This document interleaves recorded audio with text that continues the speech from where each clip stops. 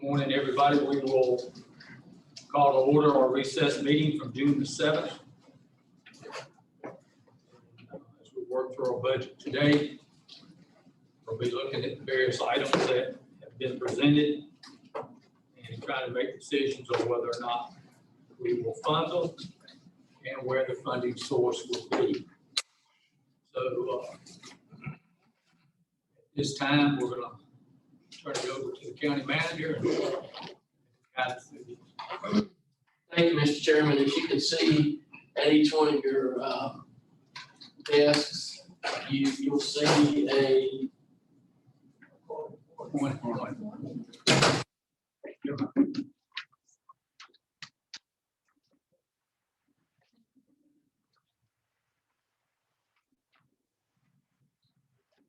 Thank you.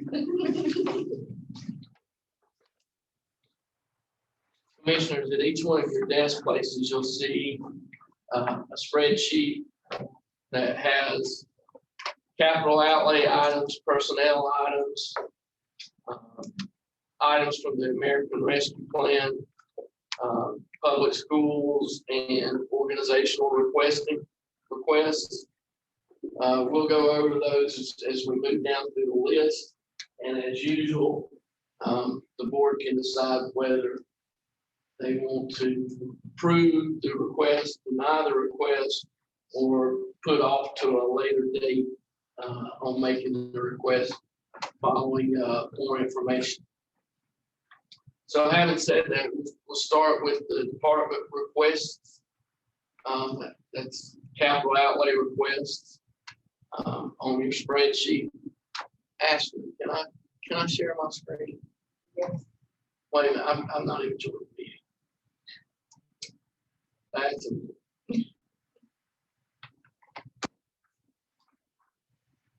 I get an email?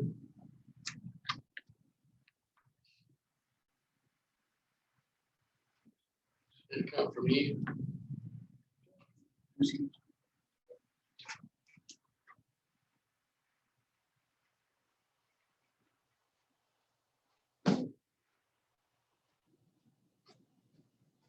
You will, as we go through these things, any of this is already in the budget. Now, I realize some of it may be partial, but anything that's already in the budget, Yeah, we presently have, please let us know so we'll know what's already.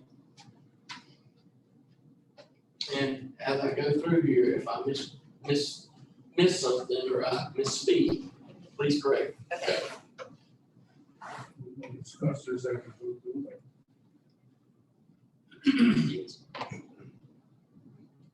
Recording in progress. This planning board, the truck was planning board, you think we really need a truck for planning board? We've got some cars, something right there that you can use. That guy in the truck.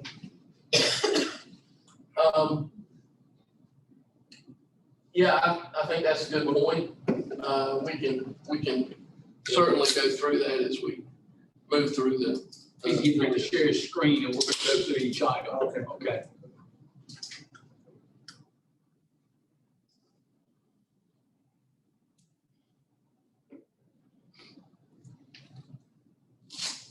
We're gonna start talking, questions. Been trying to get. Yeah, he's just trying to get it up on the screen right now.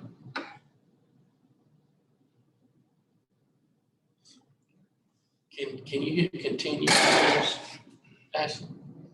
Or on this?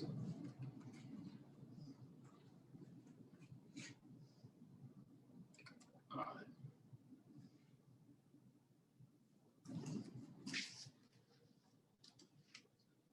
Okay, so to begin, we'll start with the Register of Deeds, digitized records. The cost is $57,025. The manager's recommendation at this point in time is $0, unless we determine that that cost can be covered by the American Recovery Act. If we can, then I would say we need to do that out of those money, but I don't have a clear picture on whether we can use that money for that at this point in time. So my recommendation is not to include it in the regular budget until we get that determination. Have any questions about that, or So now, we can come back to that at some point. I don't remember all what we were told that needed to be digitized. Yeah, there are a lot of old books at the Register of Deeds, and I think her plan is to move through, systematically move through those books and digitize them so she can get them online. That cuts down the amount of times the books have to be touched. And if you've been in the Register of Deeds office, you know those books, they look fairly fragile. So if we can reduce the amount of times they're being touched, that's probably a good thing.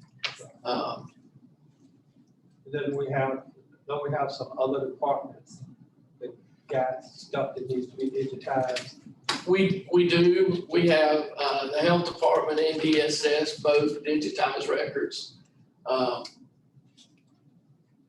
They both digitize records. However, the digitizing of these, because of their age and quality and so on and so forth, are a little bit different. So you see the cost increase with that increased level of service. When would that determination be made? It can be made, quite honestly, anytime throughout the year. I would imagine we will have many discussions on the American Recovery Act as we move throughout the year, the upcoming fiscal year. I don't think that's a determination that has to be made now. It could be made anytime throughout the year. Can we say that if that's approved or can be paid by that? Pay that? You can say that, but we can't include that in the budget ordinance. I think maybe we need to do like we done last year, come back in October, revisit some of these things. Well, we'll certainly bring you things back here and there as we get clarity on from the American Rescue Act. If we get clarity on that specific issue before we pass the budget, I'll bring that back to you. But I wouldn't expect to. And when we, just as a point of information, when we're working through this, what we're working towards is the budget ordinance. The budget ordinance is what we operate from every year. So when we're talking about the budget ordinance, it's the legal document that you approve in your vote on the budget. You're not approving this, you're approving the budget ordinance. So this is moving us towards that document. And that document is more concrete in nature. It's not, well, maybe if. It's a more concrete document. Well, I'm just a little confused. We've got another whole section here called the American Rescue Plan Act. And I'll get to that. Those are things that we're fairly confident can be included in the American Rescue Plan. And this would not be in that category. We're unsure yet. Okay. yes, Sure. The reason I asked, we can come back to it, when we finish the budget allotment, we will have a bird's eye view of how much tax dollars we can spend versus other dollars. And it may be at that point, knowing how much tax dollars we're obligated to spend, that we might be able to come back and include this, not necessarily waiting to see if it's American Recovery Fund. That's a good point. so that will be a hold item now. Okay. So the next is information technology, desktop computer replacement and upgrade with additional hardware replacements. The department requested $50,000. I have My recommendation is $60,000. The reason my recommendation is higher than the department's recommendation is, I think I've said this in a meeting before, that our IT director plans on retiring sometime around November. And I just don't want to hamstring the next director as they are hired and come into that position. There may be additional things that new director would need or like to do. This is included in the budget currently. Yes, this was included in the original budget where there was no tax increase. So, pleasure of the board on that item. Included.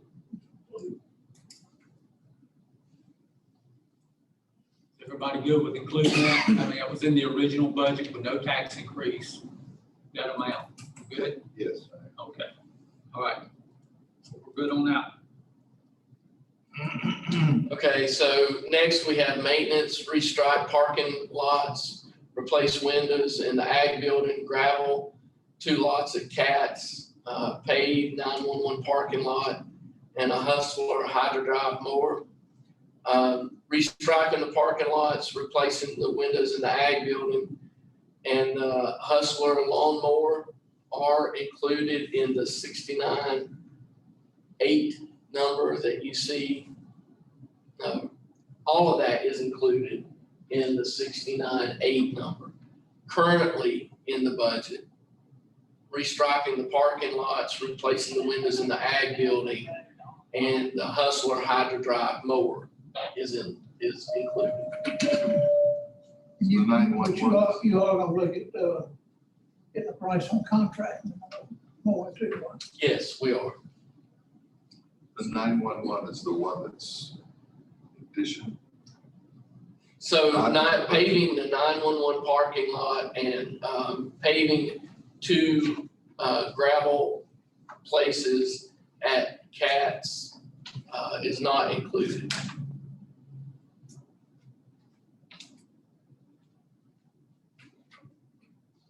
$69.8 is fine, you're saying. Where's the maintenance? Supplemental information. That's what I need. So to pay the 2 gravel areas at the Cats parking lot is approximately $15,000. To pay the 911 parking lot is approximately $30,000. So $45,000 of the 69,800 is not included currently in the budget. If you want to do those things, this 1,645,000 number that you see up on the screen will increase by, if you want to do those, it'll increase by $45,000. But you're saying right now that it's not in the budget to pay the 911 parking lot, that gravel for Cats. That's correct. It's not, just for clarification, it's not graveling the Cats parking lot. There's, as many of you remember, we had 2 spots in the Cats parking lot that were formed sinkholes. We had to go in, cut it out, dig it out, repair it. When we repaired it, we didn't repave it. We just filled it with gravel to make sure it was going to hold for whatever reason. And those small graveled areas are the ones that we're talking about repaving. I'll tell you that the gravel seems to be doing just fine.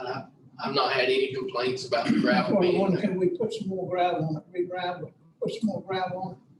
We can. But they're really small areas. They're not large areas. Sounds like an unnecessary expense. At this point in time, yes. If we ever get to the point where we have to resurface the entire parking lot, that, in my opinion, that would be the appropriate time to take care of this. I agree. So, from what I understand, we're going, is it the board's desire to leave those two items out? Well, what about the 911 parking? What kind of shape is it in?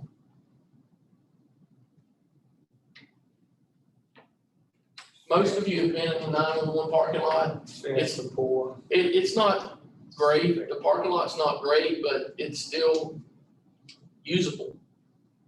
We can still use a 911 parking lot. My fear is, at some point in time, we are going to have to address the situation at the old jail. The old jail is, in various stages of disrepair. There have been water leaks,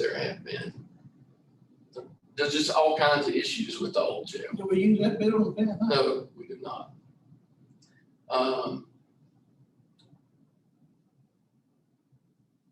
We're gonna have to address that at some point in time. At that point in time, I believe the best course with the old jail would be to tear it down. And if it's torn down, a parking lot would be a good use for that area. When you put in that parking lot, it may be appropriate to repave the 911 parking lot as well. So we'll leave the gravel out and the paving of the 911 out. And that'll return us to the original budget as far as capital outlay for maintenance. Yes, that will.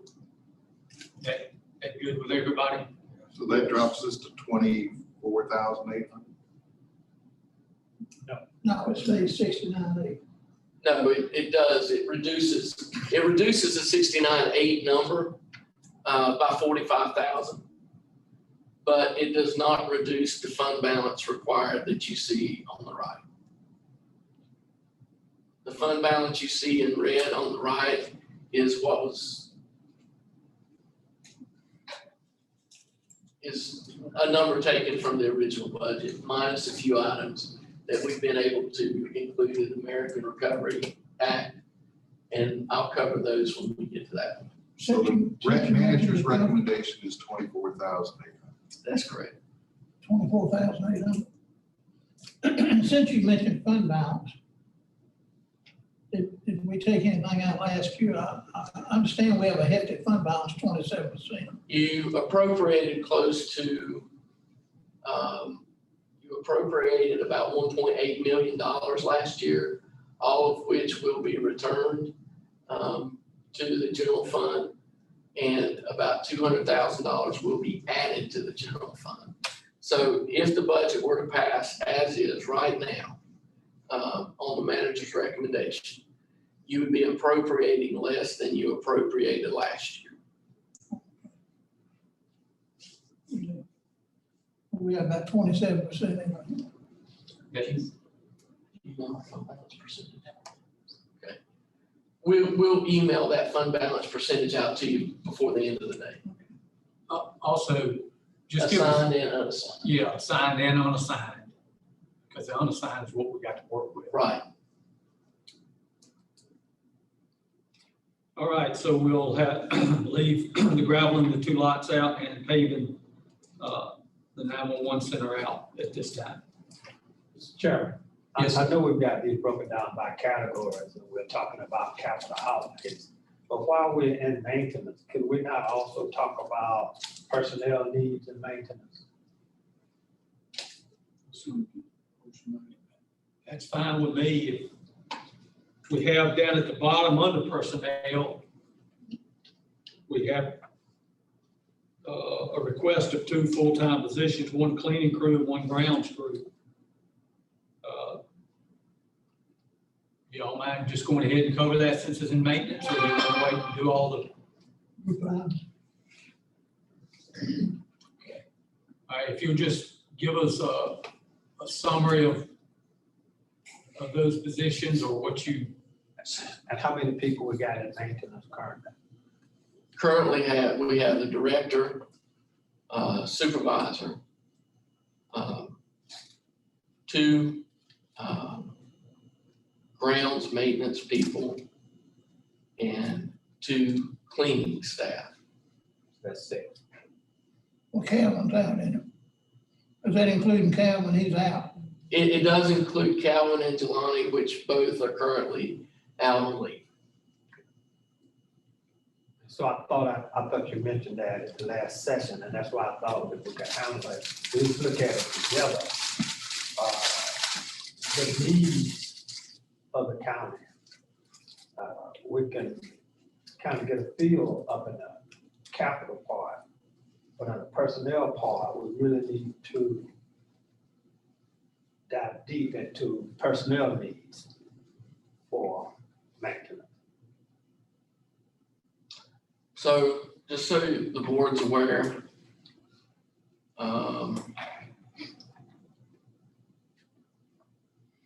we have, if you look at item 39, you'll see cleaning. We have a quote from, we received quotes from several companies on cleaning. And the quote was to clean the health department 5 days a week, Coast Square 3 days a week, the library 3 days a week, the senior center 3 days a week, and DSS 3 days a week. And that's, that the cost of doing that would be $120,000.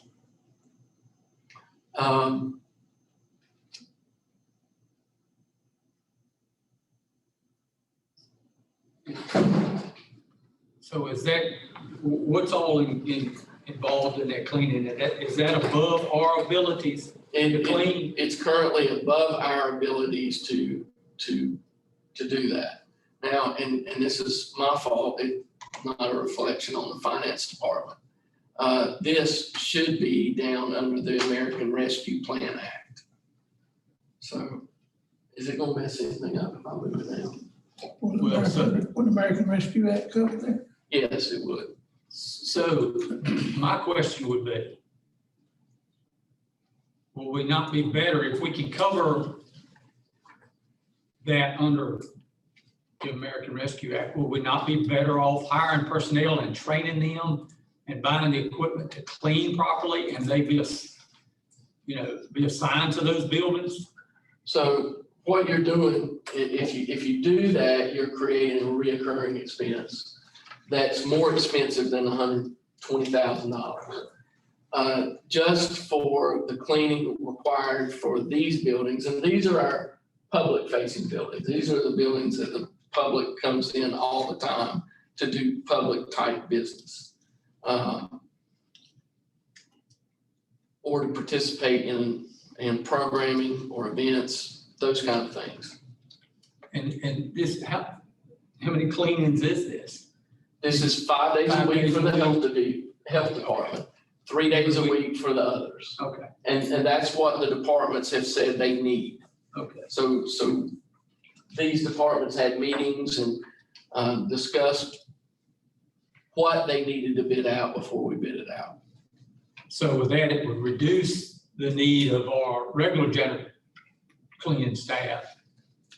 It would reduce their workload, so we would not need to hire anybody additional, I don't believe. It in the would. maintenance. And just to reach this level of cleaning, we would need to hire an additional 4 people to be able to do what they're going to be doing.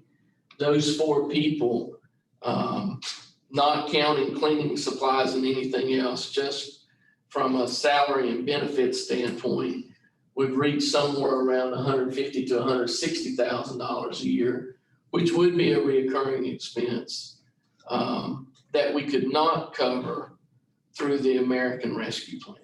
And this, this 120,000 was included in the original budget? No, it was not. It was not. So this would be an additional $120,000. Right, but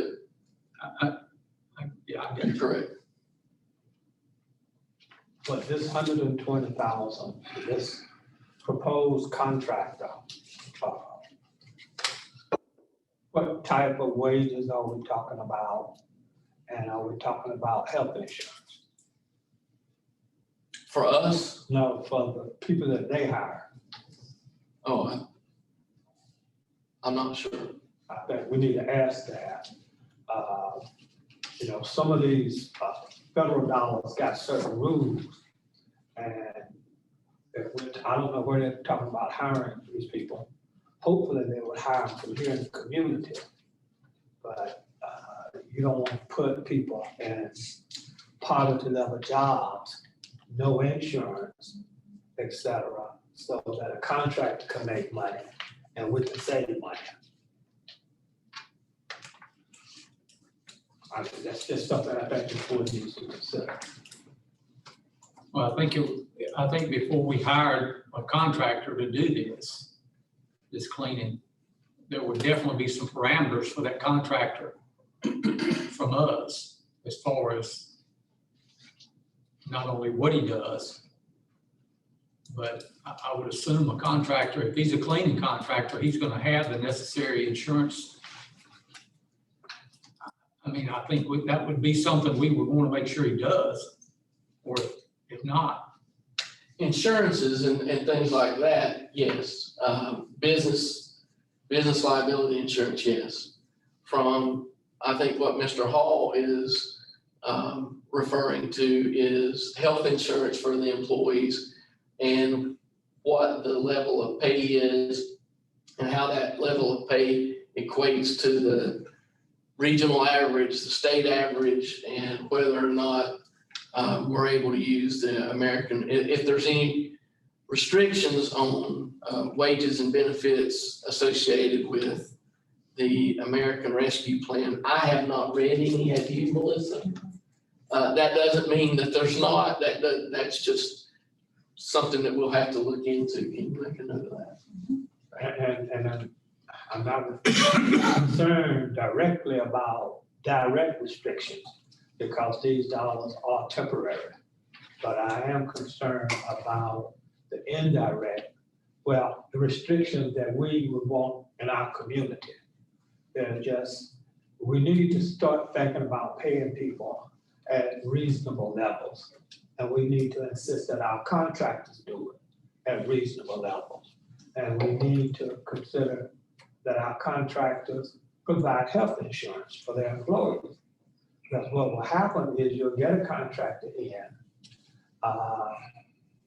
could happen, and something happens and half his staff gets sick and he can't do the job. So our only option then is to break the contract. But now we gotta go find somebody or hire somebody. Because what we're looking at is a short-term thing with a contractor. Now, I understand that we don't want to commit dollars long-term that we don't want to continue. But we need to consider all of that as we look at using these dollars.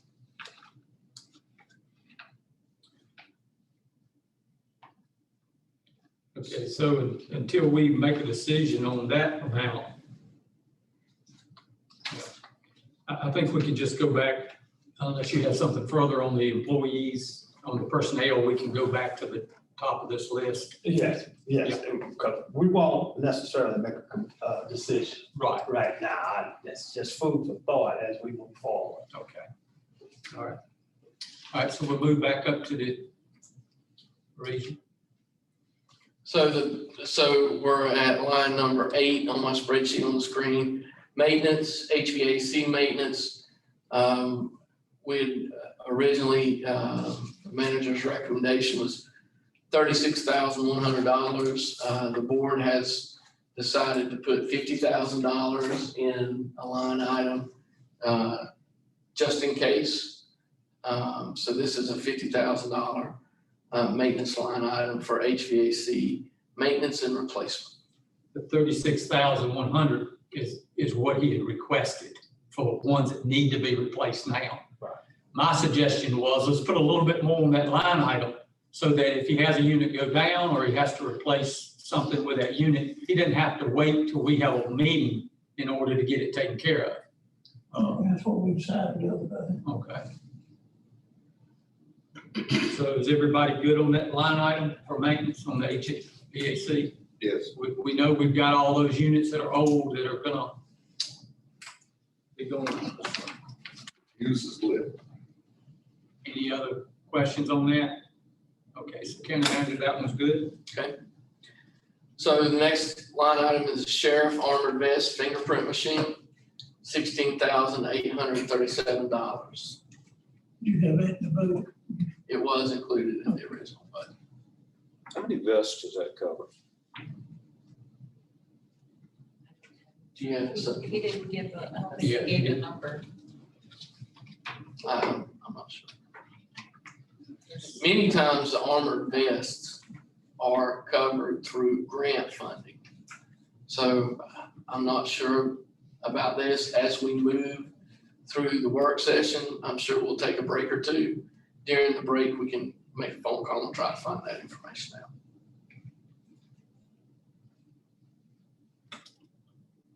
This was included in the original budget.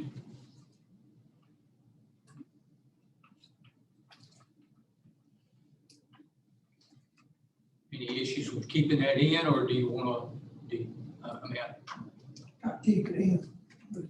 all of us do? All right, it's in, Ian? yes. Next, emergency medical services, Lucas device turnout gear and eye simulate device. $50,890. It's currently in the budget. What is a Lucas device? It's a device that, when you're performing CPR, and for instance, we've got one paramedic and one basic.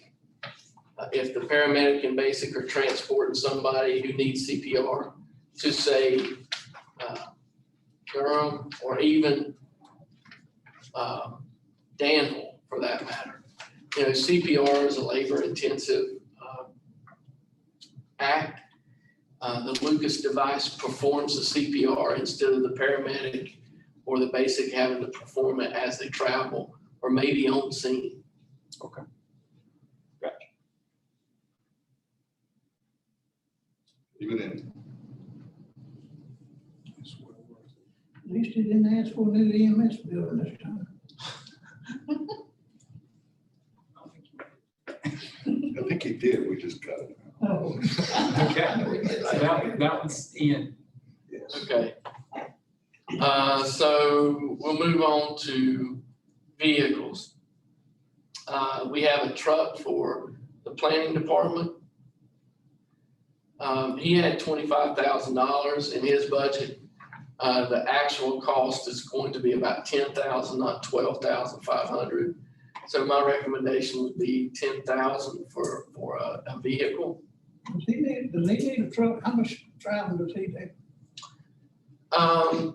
As we see more and more complaints about more and more junkyards and tire, or whatever the complaint may be, I mean, he's currently serving as our code enforcement officer too.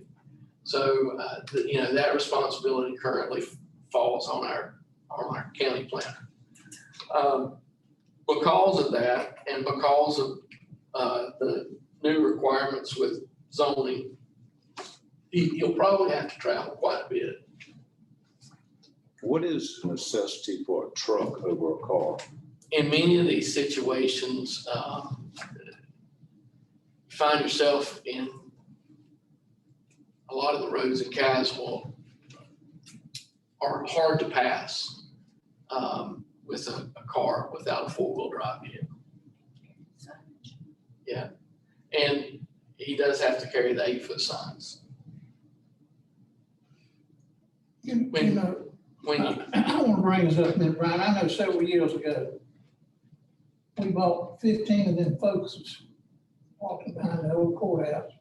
Who said, I cleared my throat, is that okay? huh? He just Oh, cleared his okay. throat. But, we bought 15 of them folks and we bought 4 of them Ford trucks, F-250 trucks. And my understanding, back then, you know, if you needed one, you come up and checked it out. Because I know Kenneth Travis was on board and he was fussing about the maintenance, keeping up with the maintenance and everything on them vehicles. But, I know we don't have it, and they've all been signed out, is that correct? Well, there's a number of, we bought 8 Ford Focuses. Okay. And, then I think there were I know it was a fleet. 4 or 5. I know we decided we was gonna buy a fleet, different parts, come up and check it out and turn it back in. DSS had 2 or 3 of the Ford Focuses. The health department had 2 or 3 of the Ford Focuses. One was for environmental health. The senior center, I think, currently has 2 of the Focuses. One of which came from admin because the Dodge, whatever the Dodge that they had, quit working and had been repaired several times, wasn't worth repairing again. So that loaner vehicle that was assigned to admin, we let go to the senior center. So that's where our Ford Focuses are currently assigned. What about the trucks, where they go inspections? So one truck went to Farmer Lake, one truck went to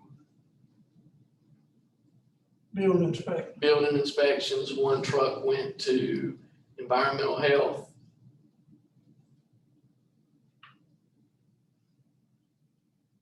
And I can't remember what other truck. Well, you know, so we don't have any vehicles behind the courthouse where they come check out, check back in. No. Man's calls. All these departments have these vehicles signed out and they're not using them 8 hours a day. Is there a possibility of them sharing with the people that are requesting vehicles now and not put extra cost on the county? And I know we got 4 of them pickups sitting up at inspections up here at the post office. Maybe he could borrow one of those or something. Well, I think that's what they currently do. You know, from an operational standpoint, I tell you, that's not optimal.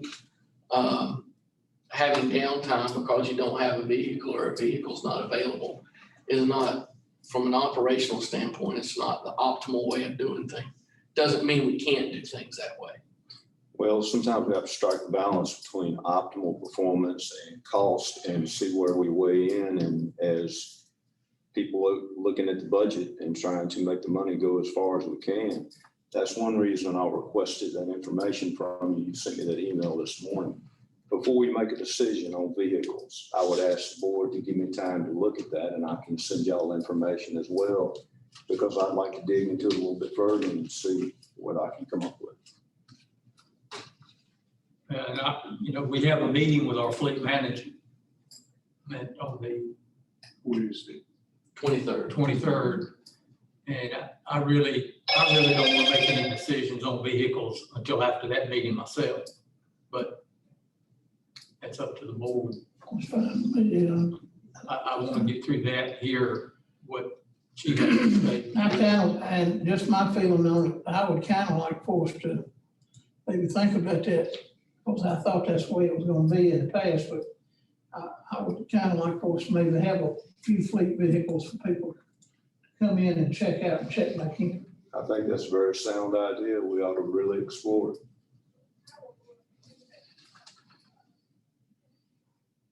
Are any of these are in the budget? Planning, health, emergency management, solid waste, and library.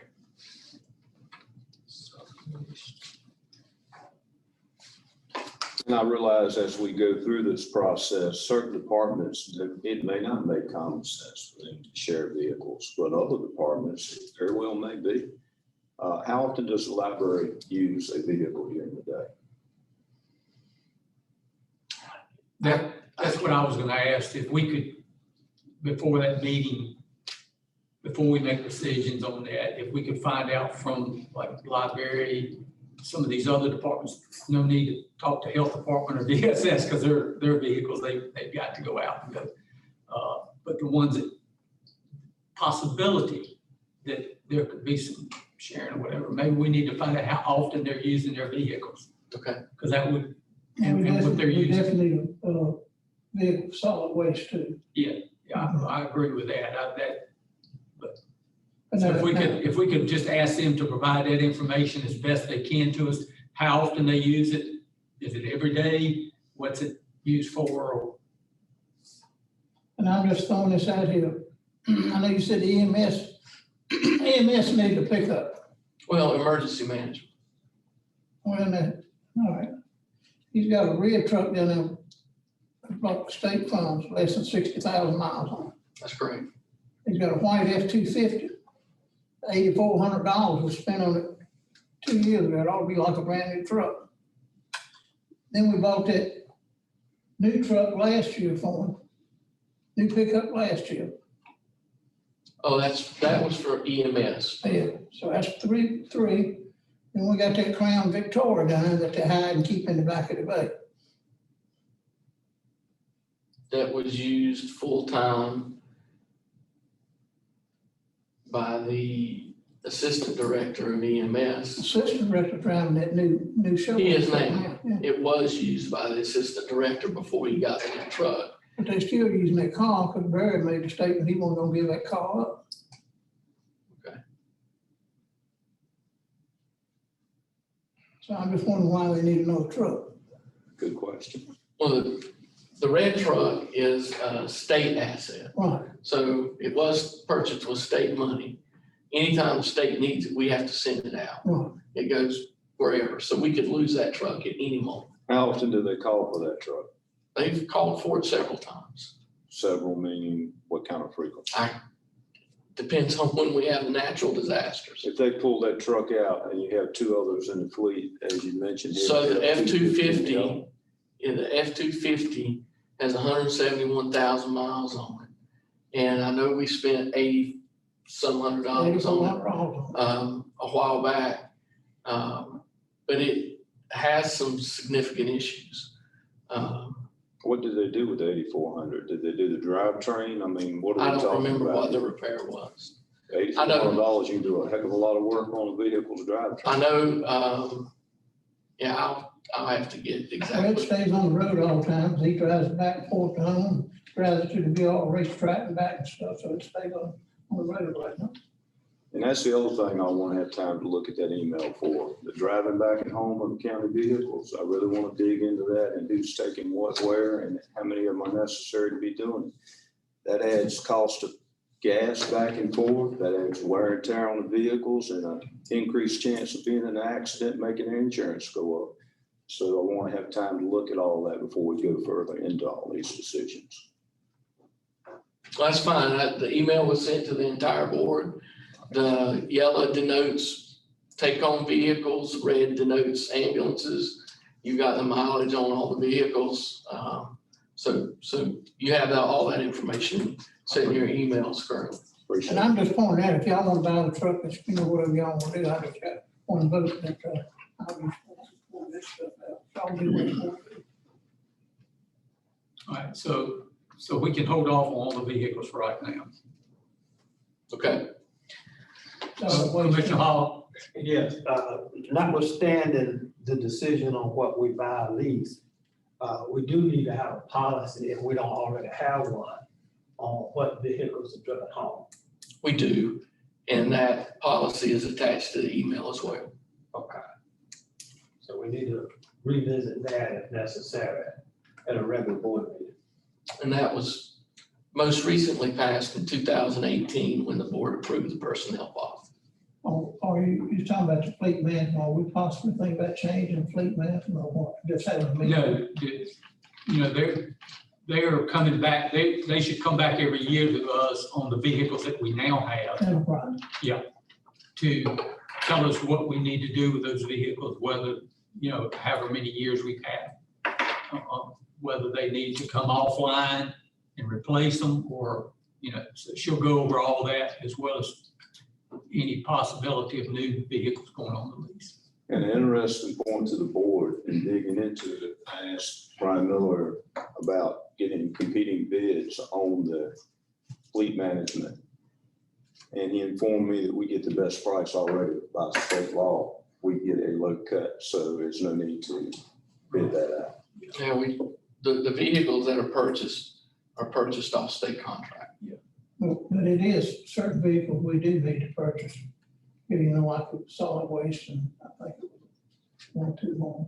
Yeah, and I think the reason we need to wait is because after we hear that presentation, whether we purchase the vehicles or not, you know, then we put them on the lease if we decide we are. Okay, so let's go on down, I guess, Parks and Rec. Parks and Rec. Parks and Rec, there were new lights for a baseball field and a new gate with a wireless remote control. The cost was $101,000. I think in my initial recommendation, there was $40,000.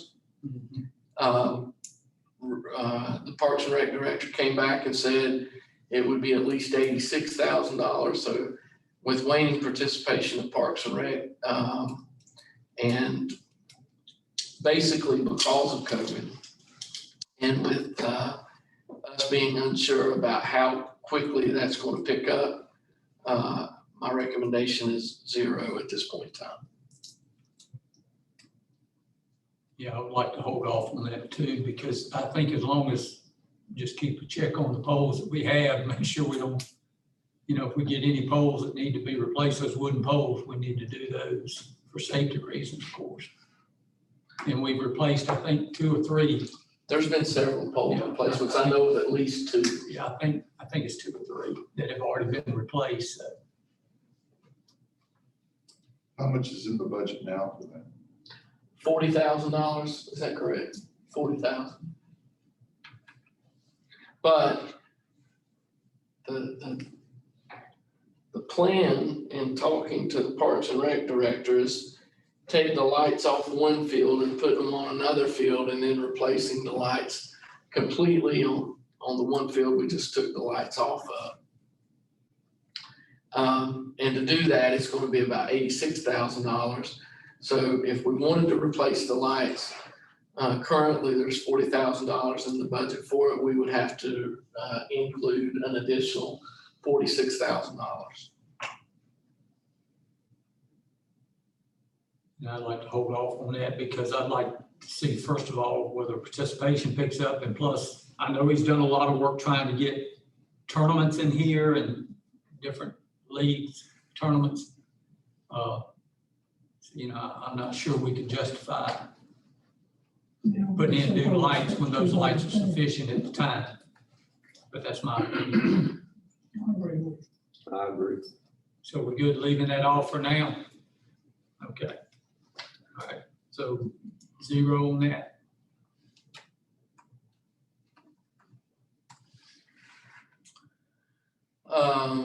So Farmer Lake, canoe and kayak trailer, $3,000.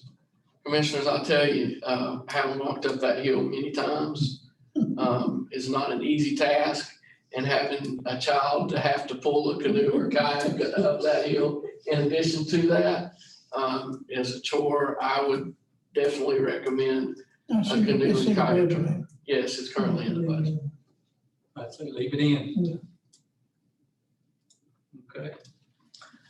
Next, transportation, 2 buses, $125,000. These are for our CATS program, which is an enterprise fund, as most of you know. This is an item that usually does not fall into this area of the budget. The commissioners usually don't look at this, but we wanted to put that on the agenda this year, just so you'll know that there were 2 buses being replaced by CATS. State pays that. Most of these buses are replaced using state funds.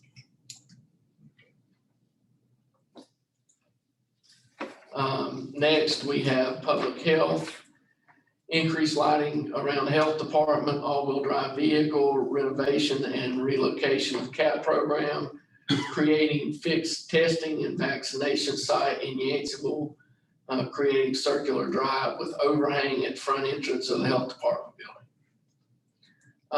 This capital request from the health department had been about $249,000, if I remember correctly, Jennifer. Jennifer Eastwood and I had a conversation, and she reduced that from $249,000, reallocated some of her internal CARES Act money to other areas that she was going to use for this, and reduced the amount of county funding needed to fund the health department operations from what to what, Jennifer? It was about roughly, I want to say 1.2 million to about 900 some thousand. So she reduced the county funding allocation quite a bit after she and I spoke. And what you'll see is the difference appear in health under the American Rescue Plan of $160,000. So a lot of this money that you're seeing here is not necessarily tied into the 107. Yeah, okay. A lot of the money that you're seeing here is not associated with county funding. It's CARES Act funding that was given directly to the health department for their needs, and then coupled with the American Rescue Plan dollars of $160,000 is what makes these items possible. Just a question, because I know up above it, we got health is requesting SUV, and then in this information here, an all-wheel drive vehicle.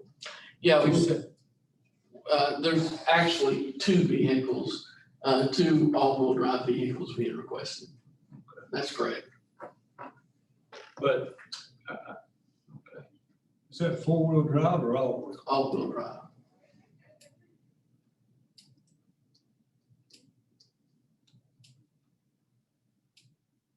Enlighten me, what are they specifying an all-wheel drive vehicle for, and what are they using it to do? Because many of our social workers with the health department, many of our nurses with the health department, all of those folks make home visits. During those visits, at times, as I've said, the roads, the private roads in Caswell, at times are very difficult to get through.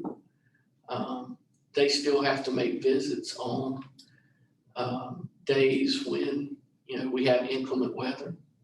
So, So what's the difference between all-wheel drive and four-wheel drive? There is a difference. there is a difference. What's the cost difference? Four-wheel drive vehicles are usually more expensive than all-wheel drive vehicles. I can check into it, but I think, Something like a Subaru is all-wheel drive, it is. something like that's all-wheel. so now, is that vehicle, this all-wheel drive vehicle, is that intended to be paid for completely, or is that also looking at being a lease vehicle if we were? That would be part of the lease fleet too. Okay. Of the 107, 117, how much of that is funded not by the county? Roughly. The majority of it is not funded by the county. I can't give you a specific number off the top of my head.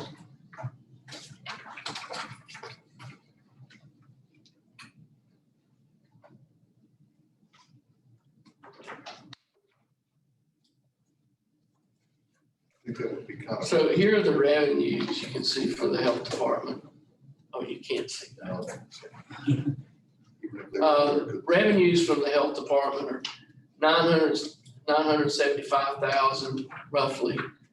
State funding, about $100,000 in direct fees. Private insurance equates for about $40,000 of direct funding. And when I say direct, Medicaid, 306,000. Medicare is 550,000.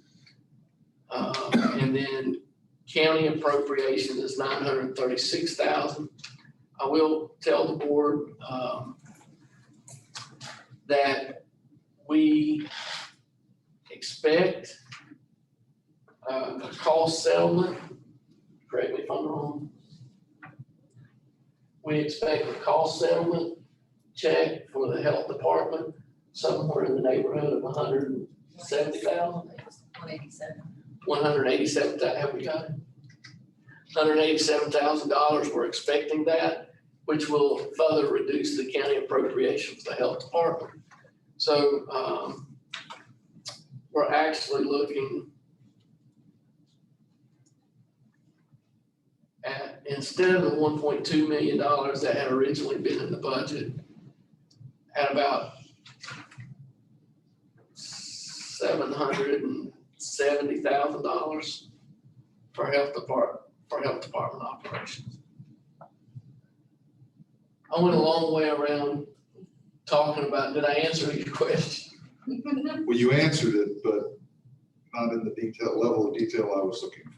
Okay, I do not have that level of breakdown.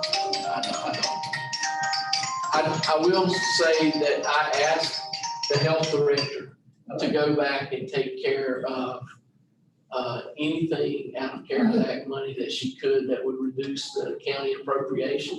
And she did a great job of doing that and reduced it to approximately $170,000. I had one more question, before. Yeah, I'm doing okay. That county budget meeting felt good enough to go I like. keep seeing all-wheel drive, four-wheel drive, and the No, need to have those going out. No, not county like, conditions. Yet, yes, ma'am. correct me if I'm wrong, and that gentleman right there could probably answer the question, the sheriff's Yes, sir. deputy patrol cars, they're not four-wheel drive, are they? All-wheel drive. All-wheel drive? We have a truck that's a four-wheel drive, but the cars or vehicles we've been getting lately have been the all-wheel drives, the SUVs and the Chargers. When y'all were looking into all that, the all-wheel drives came in cheaper than four-wheel drive? I don't know if we looked at four-wheel drive. Going through, the Chargers don't come in a four-wheel drive version, it's just two-wheel or all-wheel. Okay, you can't interchange, all right, I got you. Thank you, sir.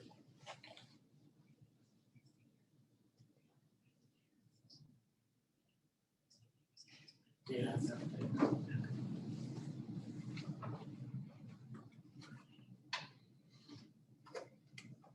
Any other questions on this item? So we leave it in or what?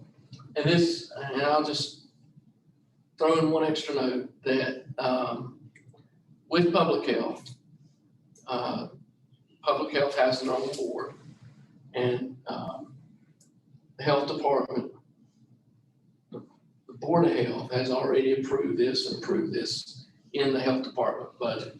So this comes to you as a recommendation from the Board of Health. I say leave it in.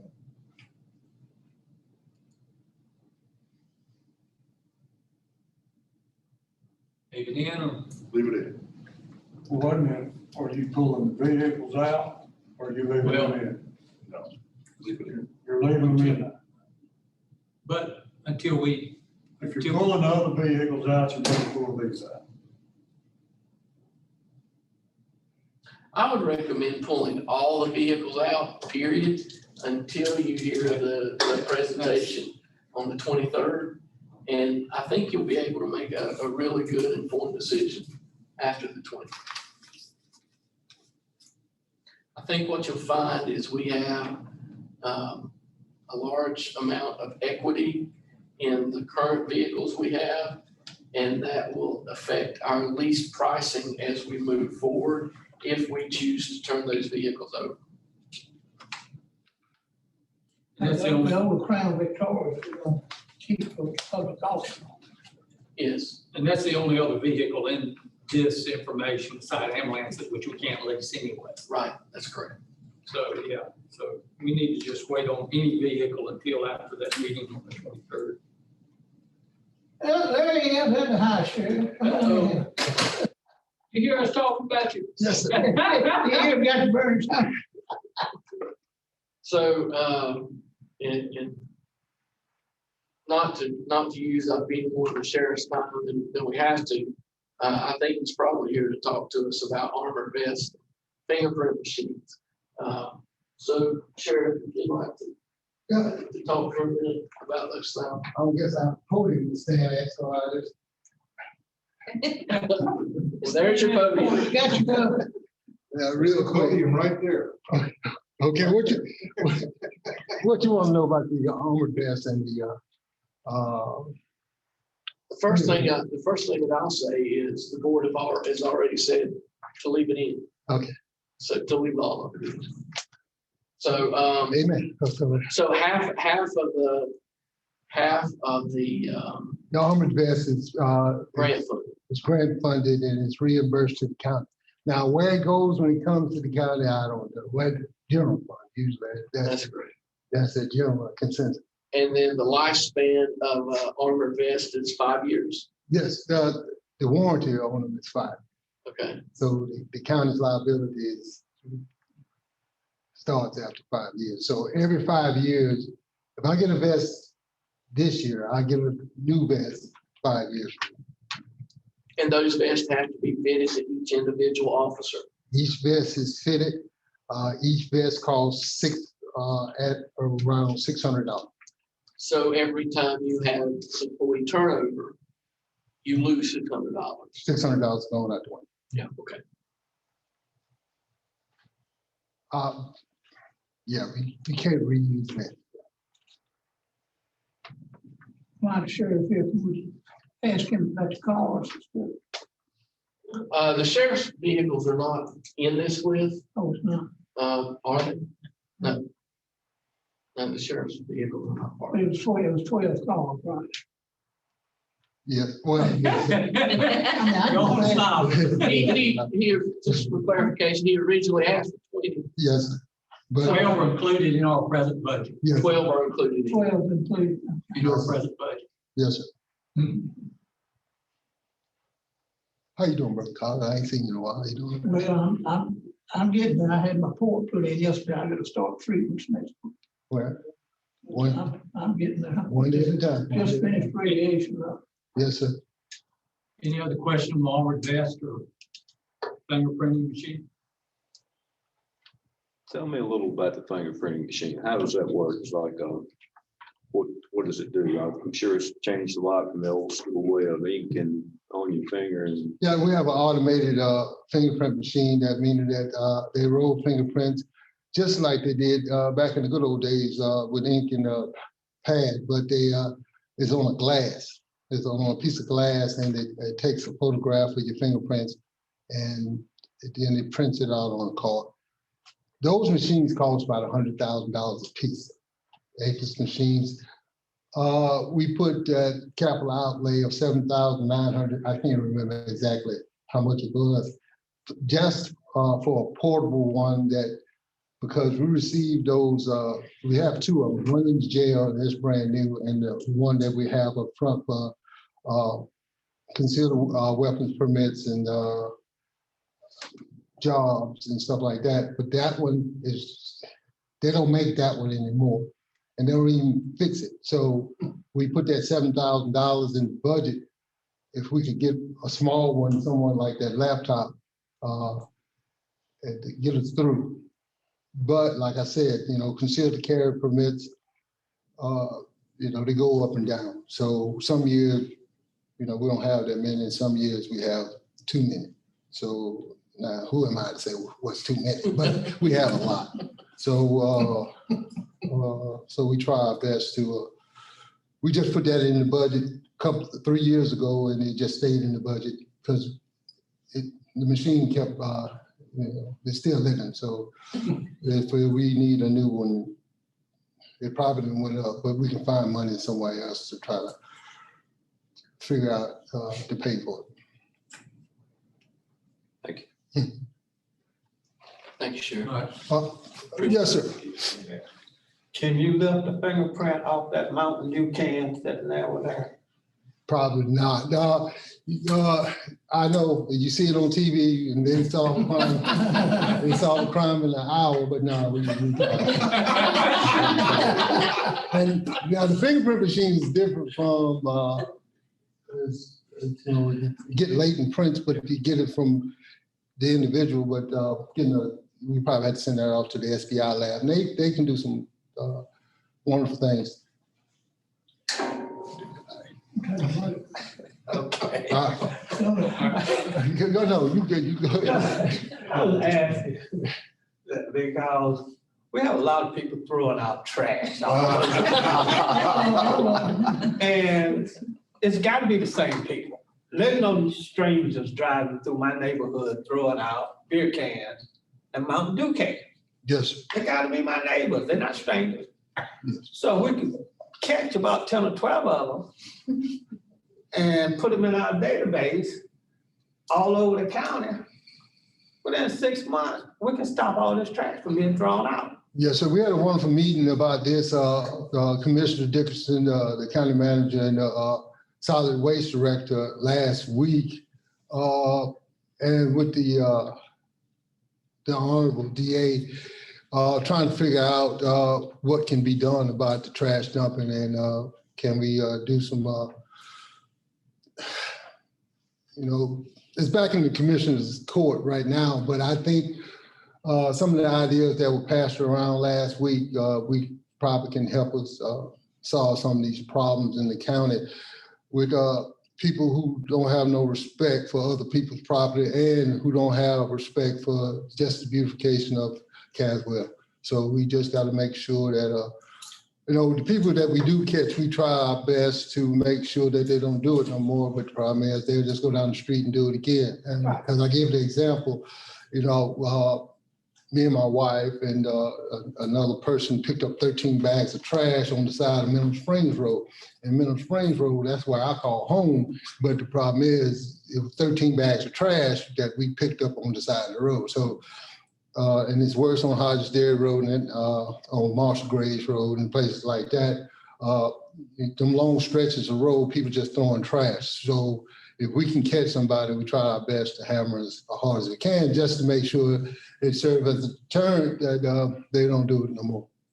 So the 13 bags, we send some of that to the SBI. No, well, the 13 bags, you got to remember the 13 bags, MD 2020 bottles. I think everybody in Caswell County, they drinking or eating McDonald's and Hardee's because that's all we picked up. So, and I get a lot of that. Yes, sir. So we just got to,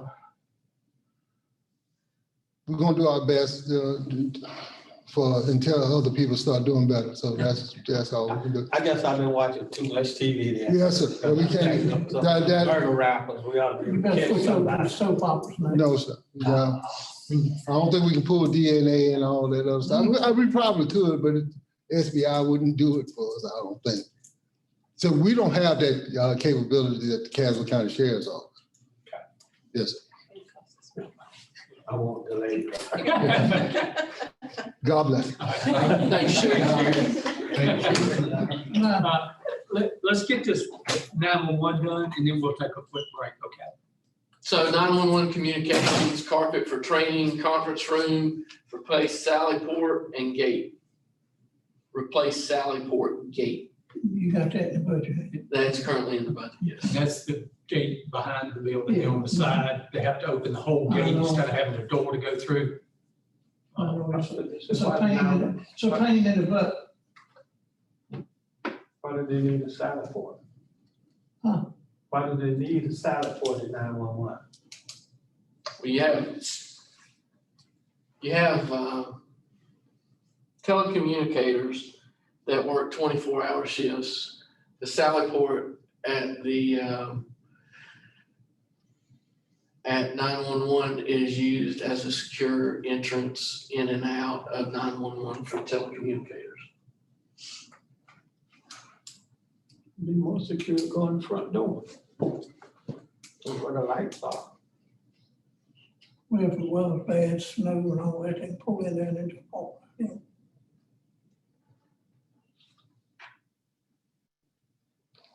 Okay, we'll do this and take a break. No, I'm just saying. And I don't know how much those individual items were, but this was included in the original budget. Evening. And I guess what I think it was, you could take the part of that gate down if you want to put a lock up there. They don't need a saddle port, but if they need secure entry, then make a secure entry. They don't park under that, do they? Paul had parked a sign truck, See what I mean? Okay, yellow truck. The Sally Port is 3,600. I need in case JR tries to escape. Hang on. All right, leave it in or Please. hold off on the gate. Leave it in. All right. We're in. Okay, it's left in consensus. All right, we'll take a quick break, young ladies. All right, we'll call back to order at this time and move on to the personnel section. Commissioners, in the personnel section, the first request we have is from EMS for an administrative assistant to do munis, data entry, and debt collections. The cost is $27,040. The manager's recommendation is 0.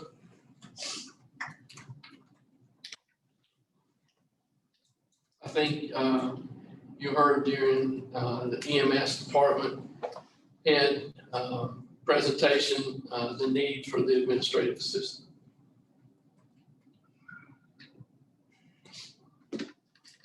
Any comments on that? Manager's recommendation is 0. I think we had talked, I think Commissioner Hall, you talked about that we may need to look at this on a bigger picture for the whole, for several departments, as far as debt collection and that sort of thing. So my recommendation would be let's hold off on this. Let's get our staff, after we get through budget and all, to look at debt collection throughout the county, maybe areas that we may need to look at, consolidate that area under a different. So leave this out. All righty. So next we have 911 communications, 2 full-time peak time employees to answer calls, $64,128. The board asked that this be included in the budget. It has not been included, it is not included in the fund balance totals that you saw earlier. I think we said the other day we want to include.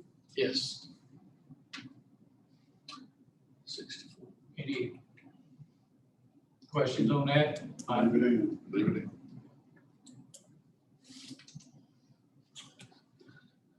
Next, you have the Register of Deeds. This would be their Deputy 2 position, their second deputy. So it'll be 4 positions. That's correct. There would be 4 positions. Take it out. I think we Came to a consensus on that too. not put that in. Okay. Are you good with that? I got a question on, and I know y'all think I'm harping on it all the time. How much did we give that assistant register deeds raise? Well, we gave her half and then the other half in July. How much money did we give her? I don't remember the exact totals. Do you, Jennifer? I don't remember the exact totals, but in all fairness, I do want the board to realize that the assistant, it's assistant, right? The assistant register is still probably doing about 70% of the work, working from home, That's correct. doing all the is that correct? That is correct. Doing all the recordings. So it's, And all of the indexing. She does and all of the indexing for the register of Where's the deeds. deputy register? She's from home too, is she? Well, the deputy register of deeds was home. I think she still is. One or two down there in the office the other day, that transfer lady in That's Yeah. Ava that comes back in August, but Savannah is back now. Who? Savannah. She one of was the- the deputy. Did you say comes back in August Yes. under COVID restrictions, or what is she out till August on? Yeah, so I don't feel comfortable talking about this because I get into a healthcare situation. I don't feel comfortable talking about this in open session. That's fine, we'll go in a closed session later. And I don't know that we can talk about it in closed session. Simply because this is the register of deeds employee. This is not my employee. But it interconnects if we're funding the department and we have an employee that has been at home since the beginning of COVID, not coming back until August, I think we deserve to know why. So Good job. just for clarity, I do not have an employee that's done that. This board does not have an employee that's done that. The Register of Deeds does have an employee who has done that. That employee reports directly to the Register of Deeds. I think we're getting out in the weeds and going too far. I'd like to talk about it more in a closed session and you tell me what we can and cannot say in there, but I'd like to explore that more. Okay, And when we do that, we need our attorney in that session.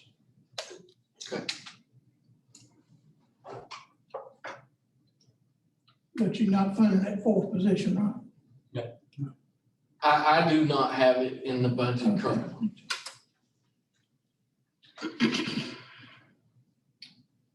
All right, the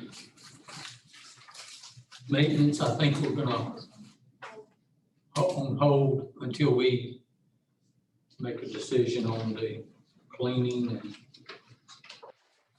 well, the recommendation of the manager is 0. So how do y'all want to handle that? What's that on the maintenance? The maintenance, I think we was gonna wait and see.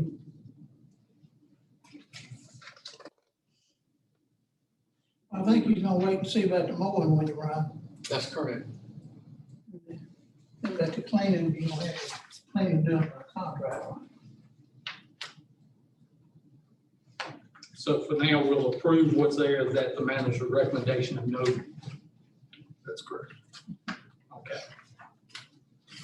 All right, before we move on, gentlemen, I hadn't done this because I wanted to wait until I got some type of official, as close as we could, about the American Rescue Funds and what we could use them for, and I did get that.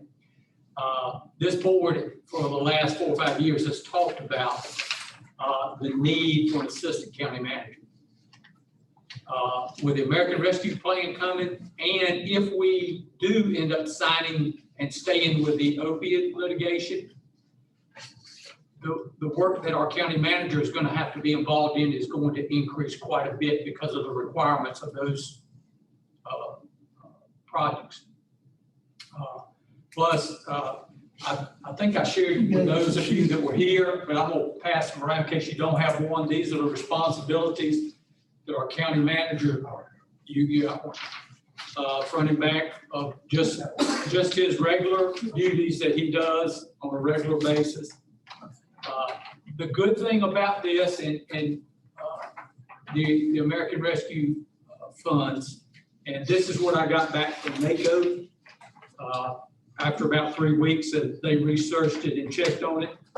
And they say counties are permitted to use a portion of the fiscal recovery funds to hire an administrator to assist with the implementation and proper use of the funds for the covered period.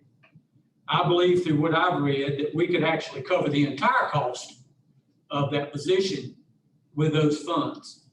Now, we may not want to do the entire cost if the board decides to go with an assistant county manager.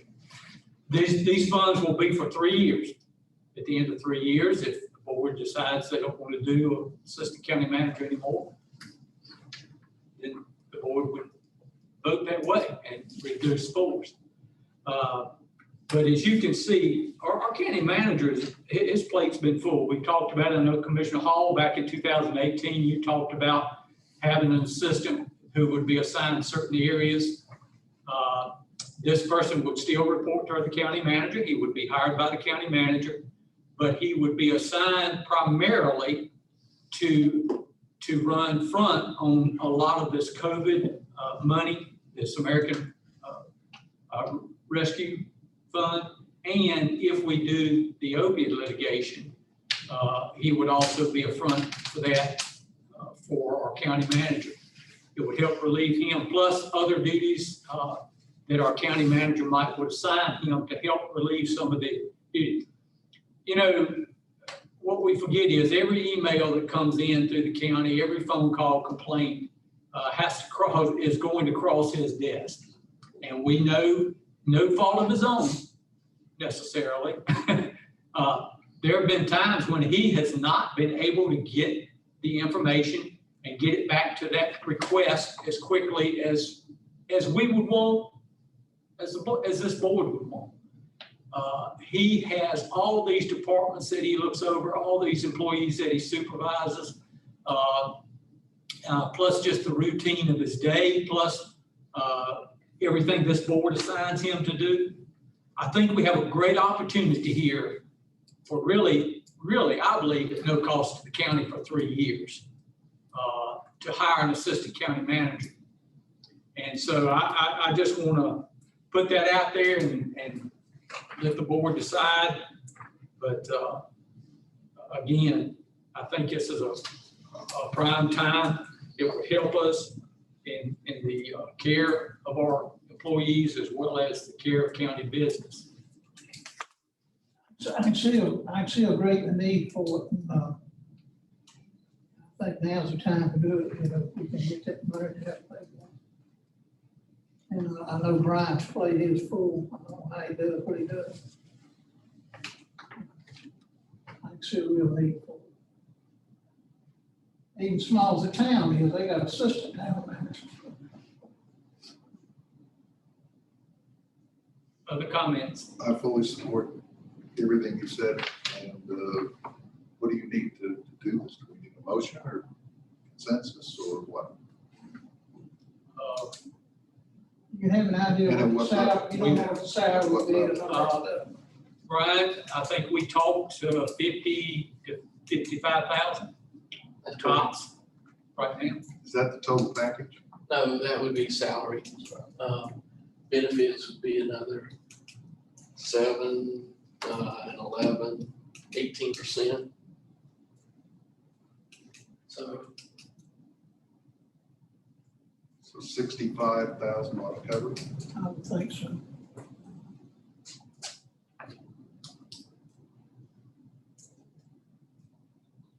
What do you need a motion? 64.9. Well, I think Probably need one included in it. we would need one to include in the budget, but let's make sure we have all the discussion out there first before we do any motion or anything. Comments? Well, I need to go ahead and put together a position description. And if we're gonna do it, go ahead and start advertising. We can ask the county manager how soon we think some of these dollars will be in our pockets, so we know what we're spending. And let's just start moving on. We do need to have a job description, position description, establish the position, and start advertising. I'm not sure we don't already probably have. At one time, we talked about it earlier. Of course, we may not have it anymore. A couple of years ago, I don't know if we ever put one together then or not, since the board decided not to do it. What do you need a motion to include it in the budget? Hire an assistant county manager. Not until we're in open session. Well, I'm talking about regular session. A regular Regular session. meeting. We can do it then. So the consensus of the board is to direct the county manager to get the job description. Or not concerned, yeah. And then until the board makes the official motion, I guess we will not advertise it or, I would say get a consensus of the board, say who's in favor of hiring one, who's not. well, we've got that consensus. I mean, I'm in favor of it, so.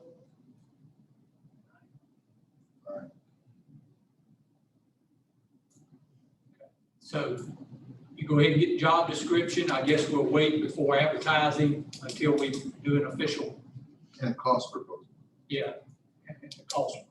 total, Which, total cost.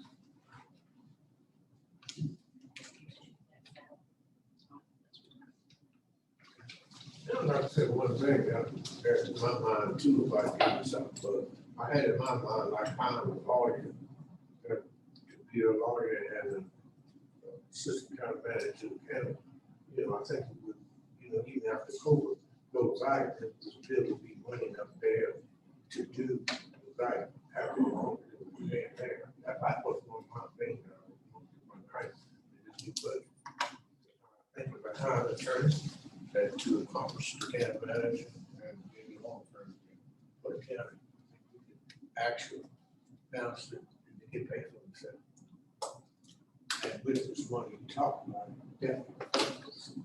That's just my suggestion. I haven't talked about this before. I think I've talked about this. I think we presently pay, I'm gonna kind of guess, our county attorney on a yearly basis about 60,000, 65,000, somewhere in That's there. correct. Ranges, it changes a little bit.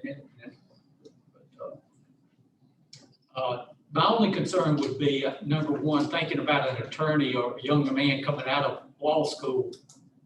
If he's coming out of law school, I would think he's gonna wanna practice law in whatever area he's in. He's gonna wanna be, if he's gonna do trial lawyer, or if he's gonna wanna get into a firm.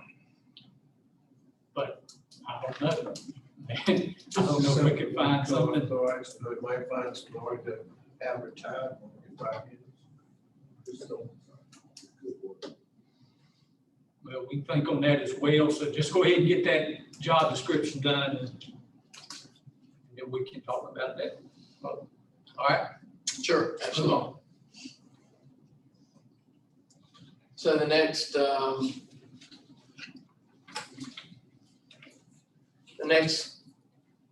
thing I have is salary study. I do want to bring to the board's attention that I gave you a presentation about consumer price index, how that affects employees, how it affects their cost of living a couple months ago. I do want to let the board know that the current CPI is about 5%, which is high compared to previous years.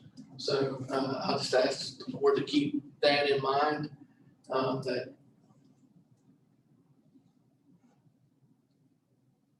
so just keep that in mind while you're discussing the salary study, if you will, excuse me for one minute. Before you leave, was this 20,000 included in the budget? Yeah, is that included? I don't I don't think so. think it was it? Hello? All right, gentlemen, we What is talked that 20,000 for? salary study, we talked about it.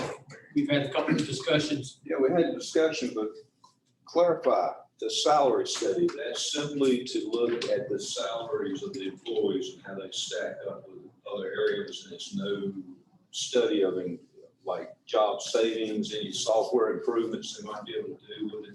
It's strictly whether they're paid enough or not. Well, yeah, according to what they do. Yeah, there would not be any, as far as I know, in this particular study would not be anything as far as having them change. When I originally brought it up, I specifically wanted the two to be tied together. I wanted to look for savings as well. So this is not the study that I had in mind. And to go back to Mr. Hall's comments earlier. If you go into that, you need to be aware of having the money available to take care of any issues that come up. And part of the way to do that was trying to find savings at the same time. So doing one without the other is kind of very unproductive for the county. My understanding on this was that this was a study on how, or make a recommendation for a time, pay and grade study. It really wasn't a study of the existing salaries. I think we need to get the county manager to say which is the correct assessment of what this was. Okay, let's let him get back in here and he can answer that question specifically, but I believe he answered it one time. And said it was not. It was not. Right. So, okay. So, but we'll let him get back in on that item, so. Okay, so let's go to the cleaning. As the county manager said, and this may be something we don't want to pursue until we have some of the information you're talking about, Commissioner Hall. So what do we want to? Well, part of what was suggested was that this belongs under the American Rescue Plan Act. And I believe Commissioner Hall's comment was kind of a general overarching comment about any of these contract services, not terribly specific to this one individual item. Is that correct? Right. So I think we can discuss these items as far as their appropriateness, but with the overall caveat that those considerations need to be implemented in any kind of hire contract. Or at least discussed and considered in depth. Okay. Now, when county manager brought this up, on the health department, well, the people that had looked at, are we sure that they can do what's needed in the health department? In terms of not only just cleaning, but sanitizing and all that kind of stuff. So we're going to come back to the salary deal study a minute because we've got some questions for you. But on this cleaning,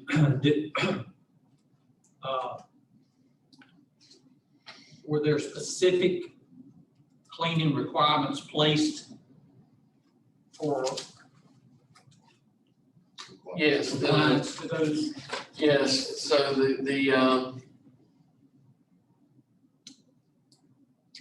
yes, there were. The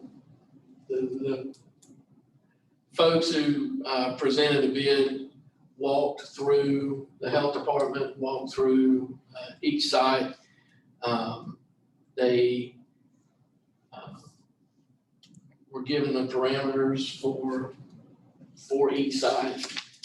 So they're well aware of what needs to take place in each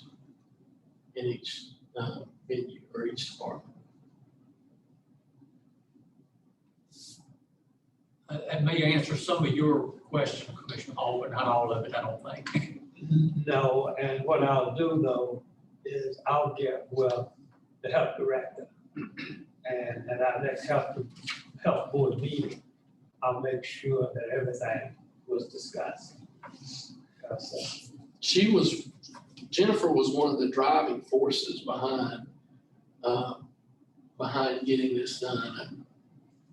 So as far as COVID concerns and Yeah. cleaning, that should be well covered.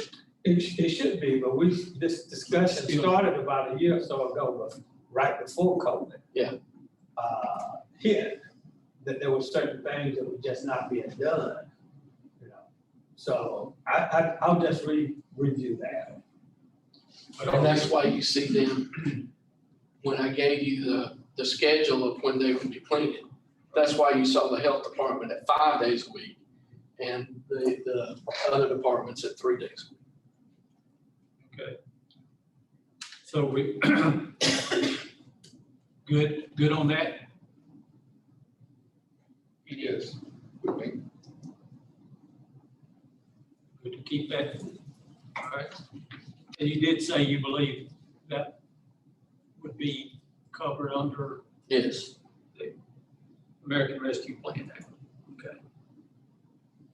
All right, let's back up to the salary study because the comment from Commissioner Dickerson was the fact that when he had talked about it, he was talking about looking at a plan that would help save money in those departments and in, such as software, as well as looking at salaries.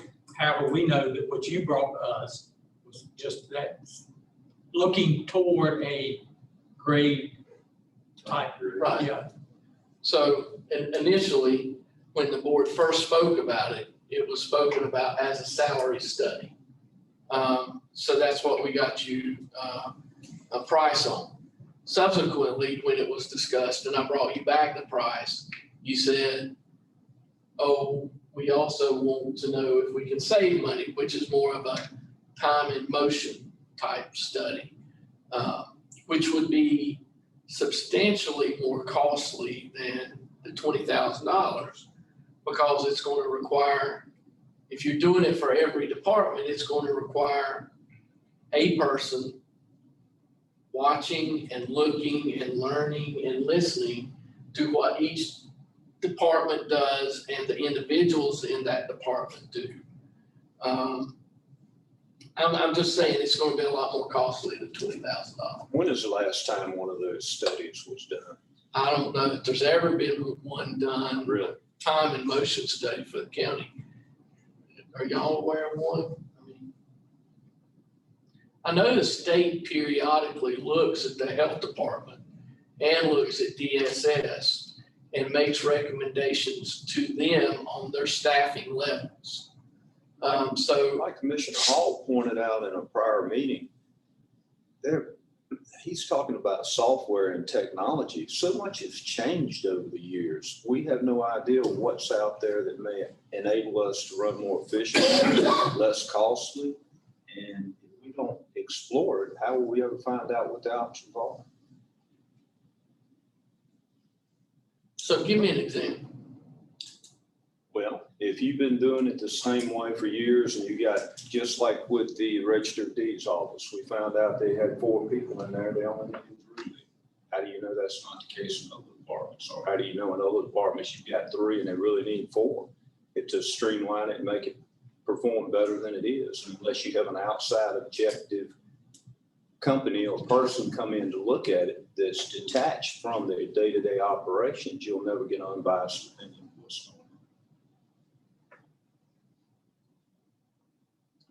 Several years ago, we didn't do a complete time and motion study, but we did a salary study where we had the staff to write down what they did, and then we had somebody to come in and kind of review and make some determinations. We paid over $200,000 for that study. So we're talking about, again, if you add time and motion to that, you could pay $300,000, $400,000, $500,000.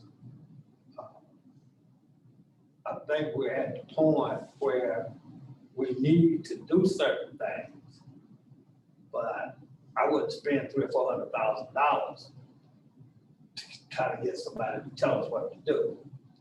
What I would do, as I say to the county manager, Mr. Manager, I want next year 50, 60% of your departments automation increased by 80%. Now, if you need more staff or a system or something to help you, that's fine. And maybe we can spend some money, but the kind of money it would take to do these time and motion studies and salary storage studies would be tremendous. The state, for example, DSS and the health department, they do these things routinely at some higher level. But those departments are staffed with what we call professionals. So when those jobs are even determined that they're needed, they have certain criteria in place. So we don't have to do much with those departments. Most of our departments that the county funds totally, we don't have those professionals in those levels. You know, we have very few people with bachelor's or master's degrees working across the board in county government. Very few. So it's kind of up to us, and plus a lot of these other departments are small, 2, 3, 4 people. So for them to survive, we're gonna have to automate. But I wouldn't spend that kind of money doing a study. I just put it on the county manager. Well, and I think we've heard from a couple of our departments, and they were smaller ones, who have automated some in their software and how they do business and how they do business with the citizens. It made it easier for the citizens. So we have seen some of that. That ends up really in the long run, I think, saving the county some money. And because it saves time for that department head or the department itself. Well, what I'm hearing is that outside, it's too expensive bringing folks in. We're talking about adding an assistant county manager anyway. So can this be rolled into that gentleman or woman's job description coming in? Well, I don't know that I would add it necessarily in his job description, but I think that would be an assignment that he definitely help the county manager complete. The county manager would assign him some of that responsibility. And when I say put it in the county manager's lap, some of these things are so subjective that it would be hard for us sitting around at the table to determine what needs to happen in this department, this department, and this department. But the county manager can formalize some things. Some departments that we may not even think about. Let's say we go to a solid waste. Even though it's an enterprise fund, we provide a service to the citizen. You can go to solid waste and say, you need to automate certain things by the end of this year, and in 2 years, certain other things need to be automated. And go across the board to the various departments. It could be planning, inspection. You'd be surprised at how much paperwork, manual stuff we're still doing. And when you see, we used to see it a lot, we don't see it as much now. Everybody wants an administrative assistant. Well, make your administrative assistant your computer. You don't need a person. You need to automate it. And so, but the county manager has to say that. But the county manager needs to know what's going on in the department before he can say that. We don't know. I can sit here and suggest automation, but I don't know what's going on day to day in a lot of these departments.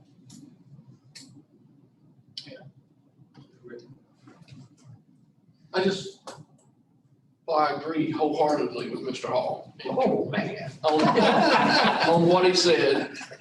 I feel I would be remiss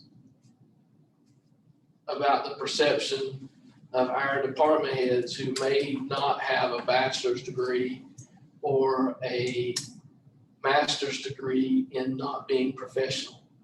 I just want to point out that we have a lot of very competent department heads who may not reach that level of education, but do a tremendous job for this county, and we would be lost without them. So just because their lack of education does not necessarily mean that they're not professional. I didn't mean it in that respect, right? And it's hard for me. And I know that. But it's hard for me to explain. But I was in a training session, and I guess when I was getting my certified public manager certificate, different people at different levels have different perspectives on how jobs can and should be done. if you haven't been exposed through education, training, or whatever, then you don't know, you being anybody general, that you have the authority or the ability to go out and do something. If you've been through, this training, you've been through this exposure, let's say you have a master's degree in something, then you know from that early training that certain things can be done differently. A lot of our good, hardworking people are doing what the people before them did and doing it the way they were taught. But things change. And so it's hard for me to explain, but I didn't mean it in any Sure. way negative. I just meant in terms of credentials. And to this board's credit, and previous boards too, I think one of the things that the board has done is made training and travel budgets accessible to county employees so they could receive that kind of training that you're talking about from professional organizations like the NCACC and the School of Government. And I think many of our county employees have done that. And just so you as a board know, we appreciate that. We appreciate that opportunity to receive those kind of trainings. All right, that's all I have. I'm sorry. On the salary study question, can you just clarify that this is the time and grade study, so, and development of that plan? Yes, it is. They would refresh job descriptions, which is something we very badly need to do. So I think we could see a lot of good come out of this. But, back to Mr. Hall's point, you might pay $20,000 for a salary study. It might cost you $300,000 or $400,000 to implement.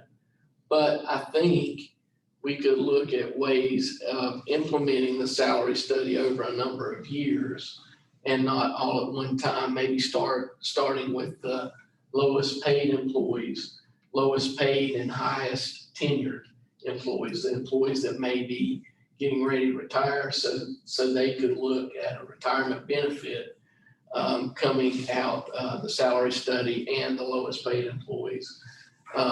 There's several different ways of doing that, and I could present several different options to the board. I think there's a lot of different ways you can look at implementing something like that over time. And that's my understanding of what your presentation was in previous budget hearings, that it's the first step, but it's first step will include the assessment of what it takes to go further. Yes. And it's not included in this, it's not the full package of implement. It's to say, here's what you need. Here's a plan, a way to look at salaries and time and grade. And that any changes required will require additional funding, study, et cetera. Right. I think the most important aspect of this is what you just mentioned, and that's the position descriptions. That to get to Commissioner Hall's point, that at the bare minimum, and the first step in any of these time and motion savings is the determination of the job description, position description, and objective setting for the year. That is your bare minimum first step in achieving savings and optimizing your efficiency in these positions. And if we do that, we've made tremendous progress. Just from a historical perspective, and this hadn't been very long ago, we spent, $200,000-$300,000 one year in the last 4 or 5 years because of a previous study, not because, to bring staff up to level on a previous study. Up to the minimum. Right. up to the minimum. Now, to Commissioner Hall's point, about the health department, DSS, and kind of those employees that fall under the State Human Resources Act. Those employees, when you look at how they rank on average compared to the rest of North Carolina, those employees are at 98, 99, 100, 101% of the average wage paid for those positions in North Carolina. When you look at other county employees, it ranges from 60% to 85, 90% of what the median pay in North Carolina is. So I think to Mr. Hall's point, he's correct in saying that the state usually looks at those positions that fall under the State Human Resources Act and kind of brings them up to par. And there's nobody advocating for everybody else like that. I'll just leave it at that. Okay, so this $20,000 is not in our budget that we have. It is a recommendation of the county manager. What's the pleasure of the board on this? We want to proceed with this and get our updated job descriptions as well as a salary study, or hold off? If it includes job descriptions, which includes objective setting, annual objective setting, I'm very much in favor of adding.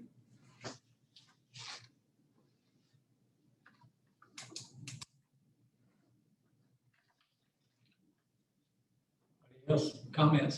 Leave it in or scratch it?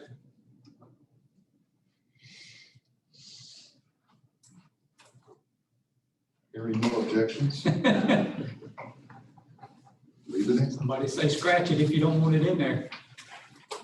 I don't comment. I talked it up. I thought we were gonna be out of here by then. I think we need to leave it in because things change, and they change drastically.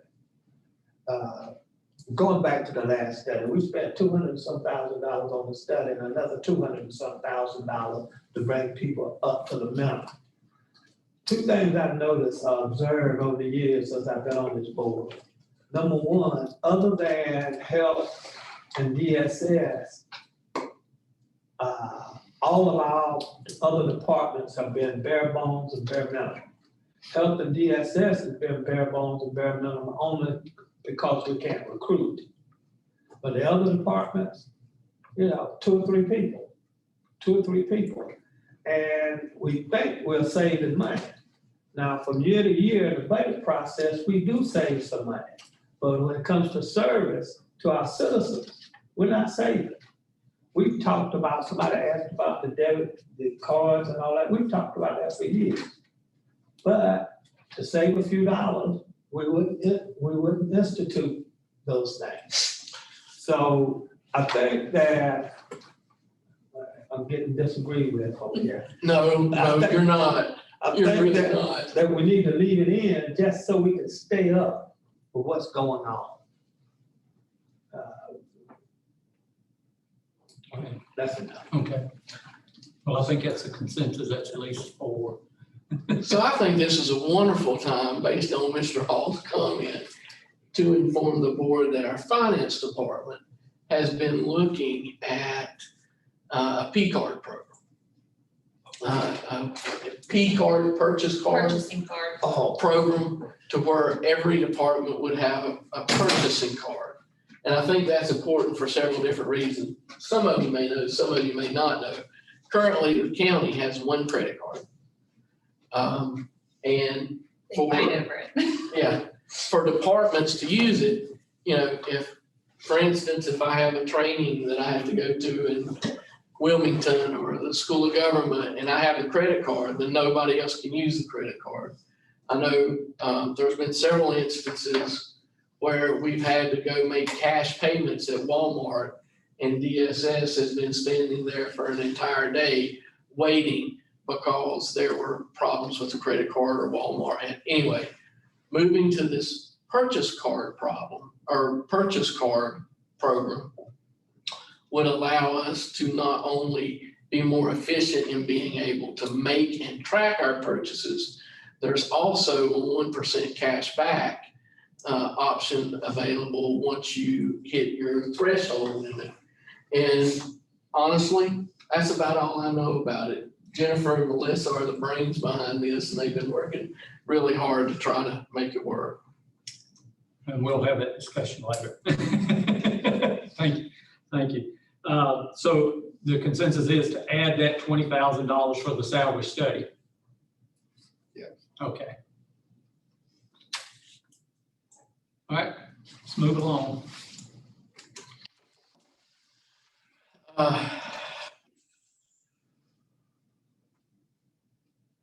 Okay.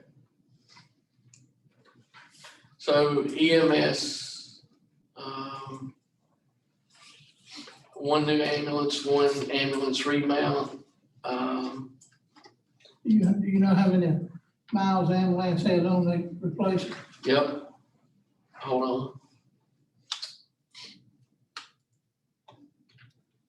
This is listed under to be paid for through the American Rescue Plan. 250,485 miles. What year model is that? It's a 2015, and then there's another one, 2015, 281,711. Which one of that we put the new motor in?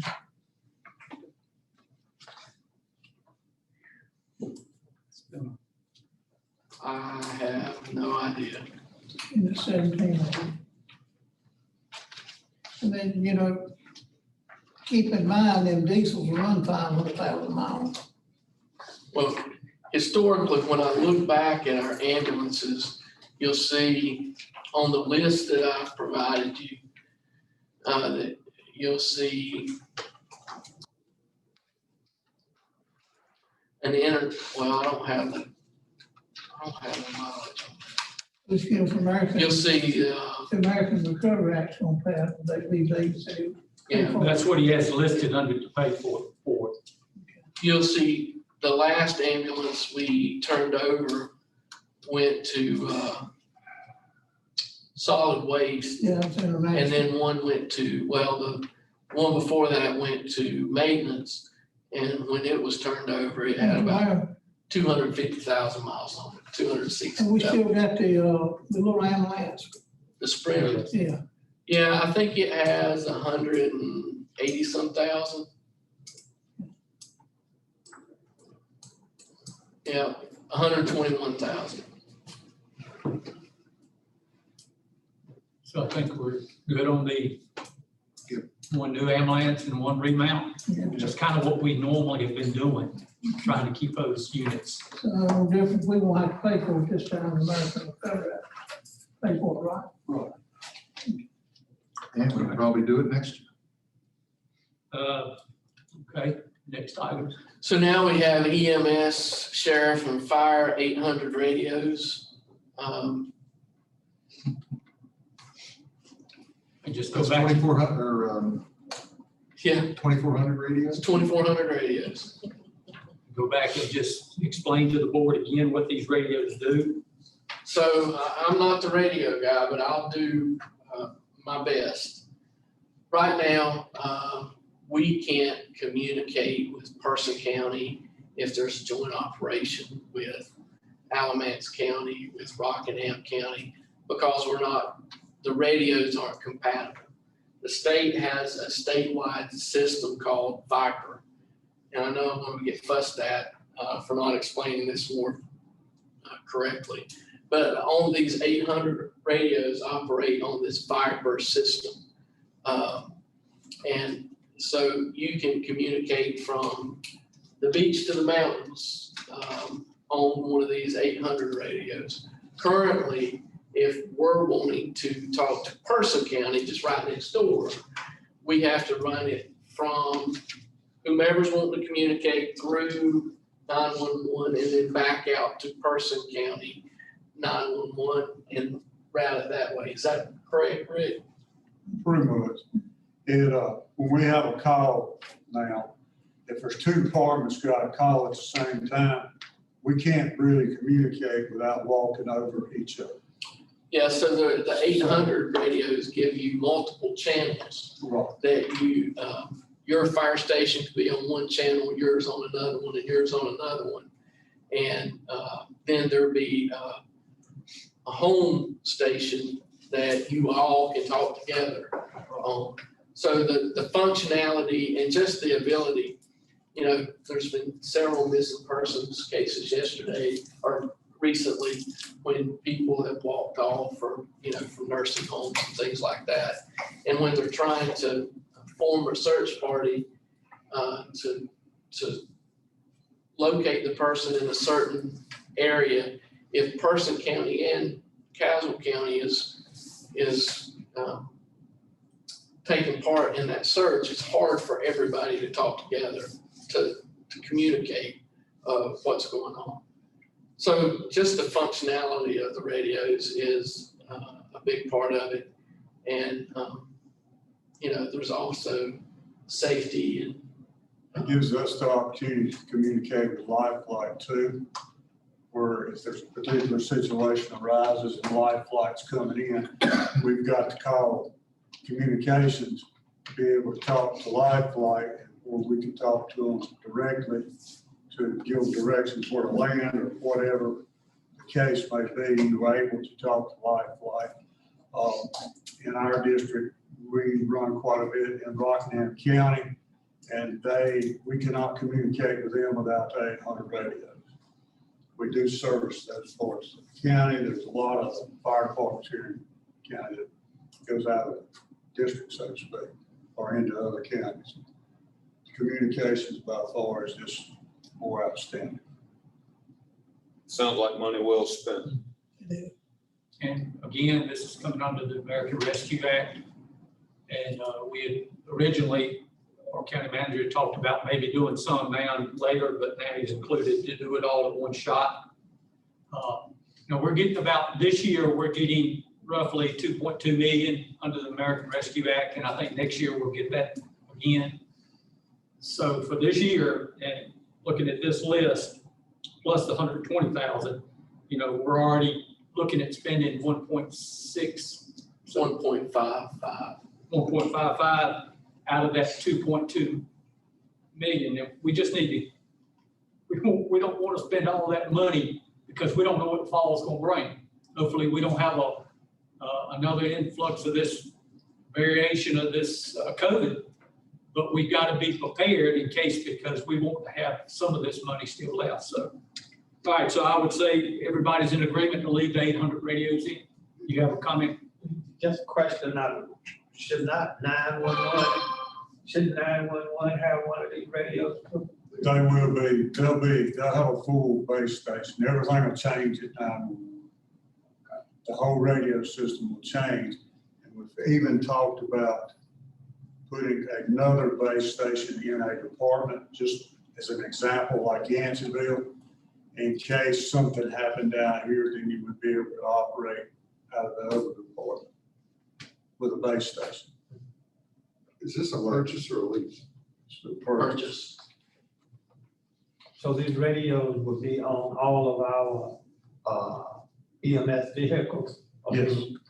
Yes. Fire trucks and Yeah, fire trucks, EMS. If you're gonna do the whole thing, which we had not. Well, it's not, now this isn't everything in one shot. It's all of the sheriff's office, all of EMS. And we're basically funding the fire departments with half of what they need. Because if we fund them half now and half next year, Right. out of what comes out next year, they're able to leverage the money that we give them next year into a 50-50 matching grant. And say if we give them an additional $30,000 next year, they'll be able to use that money to get an additional $30,000 from the state, at which time that will fully complete the fire departments. So the fire departments are trying to leverage funding from other places, so it's not all on the county. And I don't have a problem, I'm just trying to make sure all of the appropriate departments are covered. So would DSS or health department be served well by having one of these? Do they currently have I'm not aware that they currently have communications, but that's a great point. They may very well, I can talk to their directors and see. So I would say that we're all in agreement to proceed with these 800 radios. Okay. All right, next item. So next, and we've already talked about this, I think is the health department, the $160,000. You guys said leave it in. Okay. Caswell Historical Association, American Recovery Act, Rescue Act gives us the ability to fund nonprofits. And as you know, we usually fund the Historical Association. So just moving that underneath the American Rescue Plan. We usually fund them about $2,500. About $2,500. So here's my question on this, because we have a TDA, which is for tourism and tourism development. And my thought is, because I see in here brochure development, that's tourism, advertising, repair foundation and chimney of the museum, tourism to me, repair the front and exterior of the jailhouse, because I know we have, do y'all know what the amount is in that fund, the TDA? I think it's got to be $15,000 to $20,000 now. We were I would told, say it's at least that. yeah, we were told about 15, I think, last year one time. So my thought is this: if we could use some of this $10,000, if we could get that from TDA and keep that COVID money as much as we can, since this is tourism related. I mean, I guess it doesn't matter, but it's not coming out of necessarily our budget. But I know, I guess we've not spent a penny of that TDA money on anything for Castle County. No. And Didn't we have a problem having somebody to administer that? well, we had a problem because we didn't have the required people on that board at one time, and now I think we're gonna have another problem because I think one's coming off and did not reapply. So we're gonna have another problem for that board. But anyway, that's just a thought. It doesn't, I guess it really doesn't save money by doing that, but I just want us to keep in mind that money, if we got $15,000, $20,000, it can be advertising and promoting tourism in Castle County. I think we need to do it as much as we can now that we're coming out of COVID. But I think the point to be made here is that the Historic Association has suffered greatly as a result of COVID and reduced participation by the public. Virtually fundraisers have been cut off. The tourism board is not met, it's not spent one penny. And the Historic Association is down to literally less than operating funds for the next few months. They're out of money. And so we either provide the money, and this seems to be a great opportunity because it's obviously well established that it's a result of COVID, that the funds have not been flowing in. If we don't provide the money, it will shut down. We won't have the tourism when COVID comes back. So I think it's very short-sighted not to just go ahead pull the money out of the ARP. And that's fine. One point on the Tourism Development Board, they don't make any decisions. They receive the request before they make a decision. So if nobody's approached them, because I've shared with a couple of departments that do tourism type activities, hey, you've got this money for this board, you need to meet with this board and see if they can give you some of this money to use to advertise and all, so. The request has been made. The board has never met to act on the request. All right, so Our recommendation is leave it in. this was already in the budget? It was. Okay. Leave it in?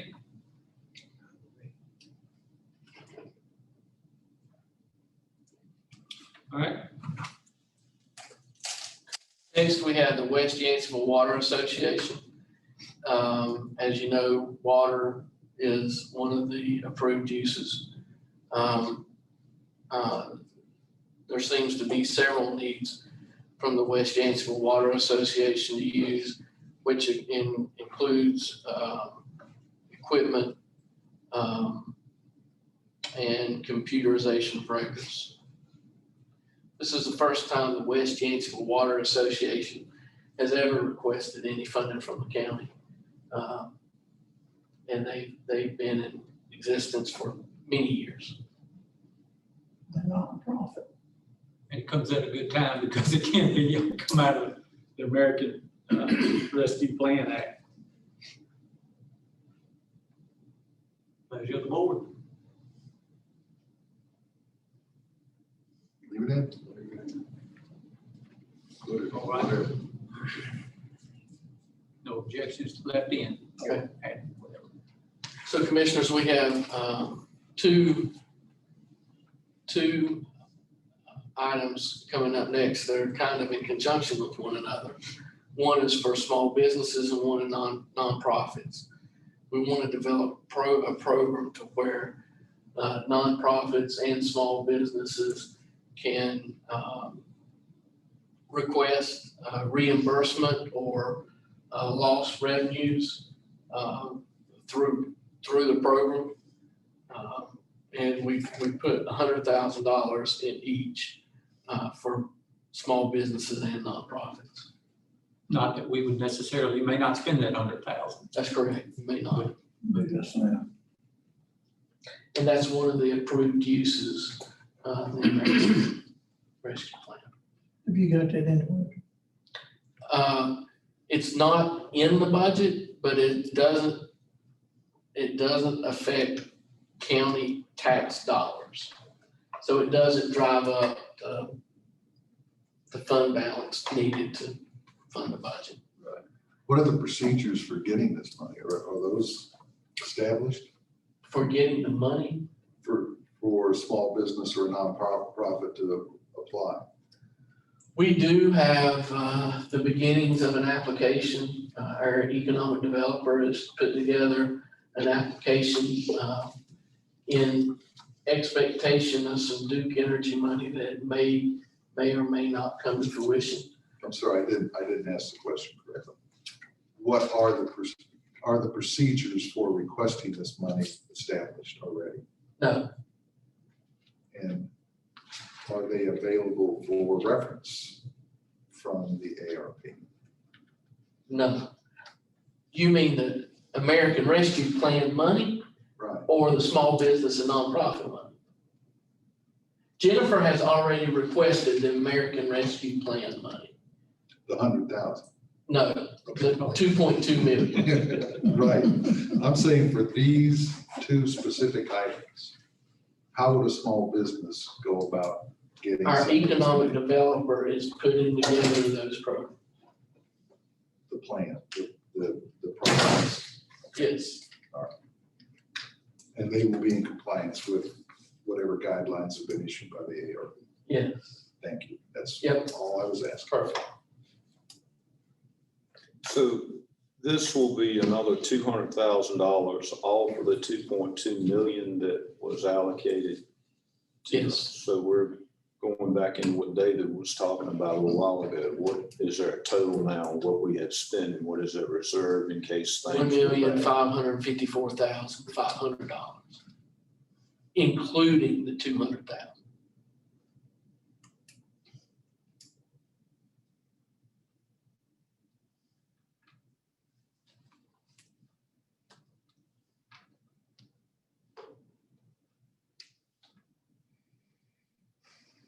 And that's what we're looking at spending. We haven't spent it yet. That's correct.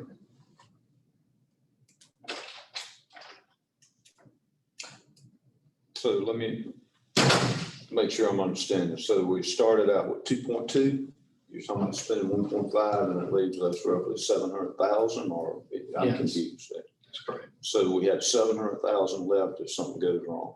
No, we got 27% fund balance. Now, I'm talking about out of the COVID fund. Oh,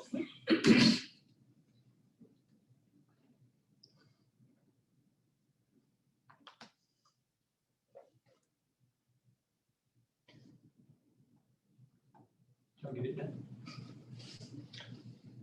And $2.2 million coming next year as well.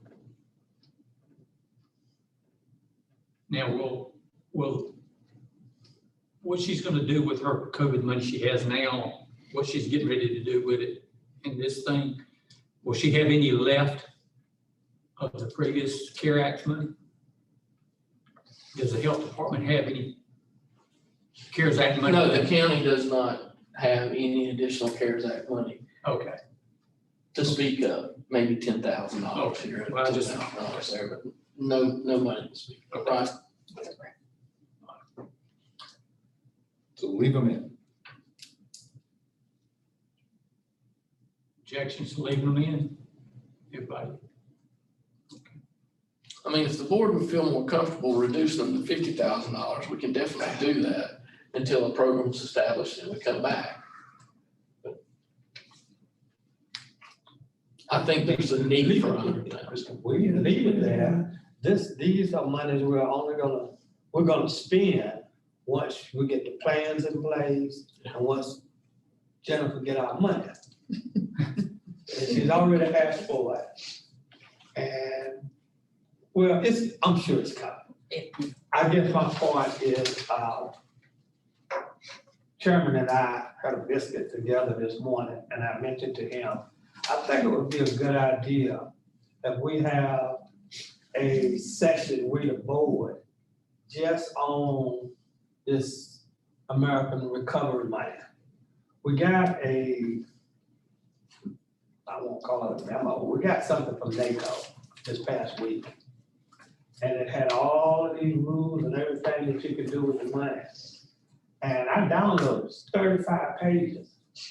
Now, we may not all have time to read all 35 pages, but I think our experts over here that's smiling, they've already read it. And if they could give us a quick overview, it would help better understand what we can do for small businesses, nonprofits, and other organizations. Y'all could do that, couldn't you? Absolutely. And I would say either maybe we could do it the same day we do the enterprise. Just two separate but Back to back. back to back. I just think it's important for some of us. I have a problem reading small print. And so if we have these ladies that got these shiny new glasses, and like I said, I know they've already read those 35 pages, they could highlight the categories and probably give us some more ideas on how we could go about doing this. I've already got it all highlighted. Say, they're ahead of us. Hope it's not a surprise. Clear as mud, but it is highlighted. So whenever you think that's appropriate, either. Sure, we can do it right after, we'll do it right after Commissioner Hall, on the 23rd. that's this month, 23rd this month. Yes, sir. the other point though, and not to sound negative about this, Because those doggone things change, right? Yeah. They can go back and change and all that other kind of stuff. So it's hard, but it's good to know where you are at Yeah, any point. these in time. rules were temporary, final, or final, temporary, something like that. Interim fund. Interim final. Final, yeah. Yeah, no, it's like military intelligence. All right, so we got those in, so next item. Town of Yanceville, is seeking to extend their Wi-Fi project. They requested $110,000. As you know, broadband and Wi-Fi, internet is one of the allowed uses. The town of Yanceville is receiving or is eligible to receive, not the same way we are. They're entitled to, well, they're not entitled. They're what you call a non-entitlement unit, an NEU. Those NEUs have to request the money from the state, where we request the money straight from the federal government. They have to request the money from the state, and there's a funding formula that determines how much money you get. But I do think Yanceville is eligible to receive some of the same money that we are. But in this latest round of CARES Act funding, they were about $110,000 short from completing their Wi-Fi downtown project. So they're requesting $110,000 from the county to finish off that Wi-Fi project. From the county's ARP. Yeah, originally it was requested from our CARES Act money. I was hesitant to do anything with the CARES Act money simply because, to Commissioner Hall's point, we weren't finished with coronavirus. We're still not finished with coronavirus. And there were potential needs, and we've seen some of those needs and used that money accordingly. So initially it was out of CARES Act funding, but it's an allowable use for the American Rescue Plan. But we don't know if they've applied for their money or how much they could possibly receive. No, and their allocation would be probably around 10% of what ours would be, is what I'm estimating. I think it's about $350,000 to $400,000 Over 3 years. over 2 years. That can be used in 3 years until the end of 2024. So, it's the board's pleasure how you want to proceed with this.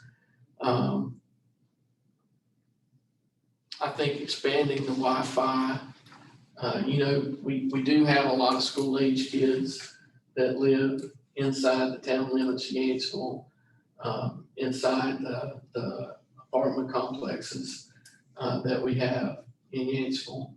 I think it would be tremendous to be able to extend the Wi-Fi to them so they're able to complete their school requirements.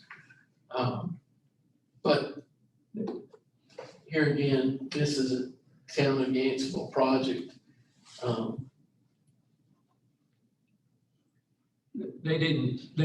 We don't have a map as far as showing where they're kind of expanding, or are they expanding all the way around their present area, or? I'm not 100% clear on where they're expanding. I know they're trying to work towards at least both of the apartment complexes in the downtown area. As you know, we already have it downtown around the square, and it's, once again, it's free Wi-Fi, so it's not subscription based. And it's pretty intermittent, very weak. Hence the reason they're wanting to build it out and make it a little bit more robust. That's right. Pleasure of the board. Full amount, reduce it? So tell me once again, the 110 is, I believe you said, is what they came up short on? That's correct.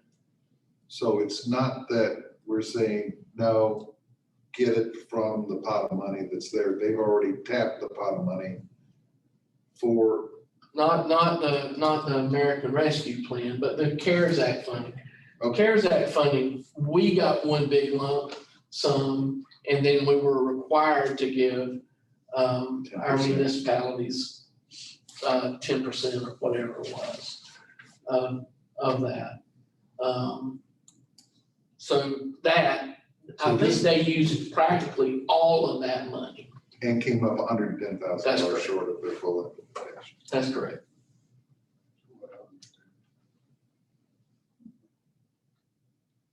And this one's different in that we're getting a pot of money, but they can request a pot of money, just Right. not near as much. To finish this off. But I thought they had the square area and all downtown. Wi-Fi. Well, they do have the square, and as Commissioner Ostraker said, it's, I think, Intermittent I think you do farms up to North Village also. well, maybe so, I don't know, I haven't. It's very unreliable. It's very low bandwidth. It's pathetic. I think they're trying to build out some of that infrastructure and make it stronger and more robust, as well as run it down by Dollar General and up to a couple of other apartment complexes to especially serve school-age children that may be residing in those. I'm okay with it.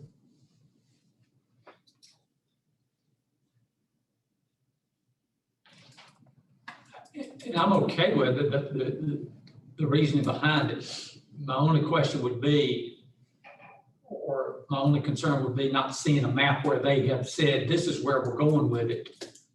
Because going out to for the school-age children, I have no problem with that at all, that's good. I just, not knowing exactly where it's going bothers me a little bit, but not enough to not. Do they have to use that money for that, right? Yes, Can't use it for nothing else, right? What? No, oh, yeah, well, I don't know, that's what they've requested it for. Now, if we allot them the money and They don't have to go up and put it at the airport. and if they don't. well, that's not an approved use for this money.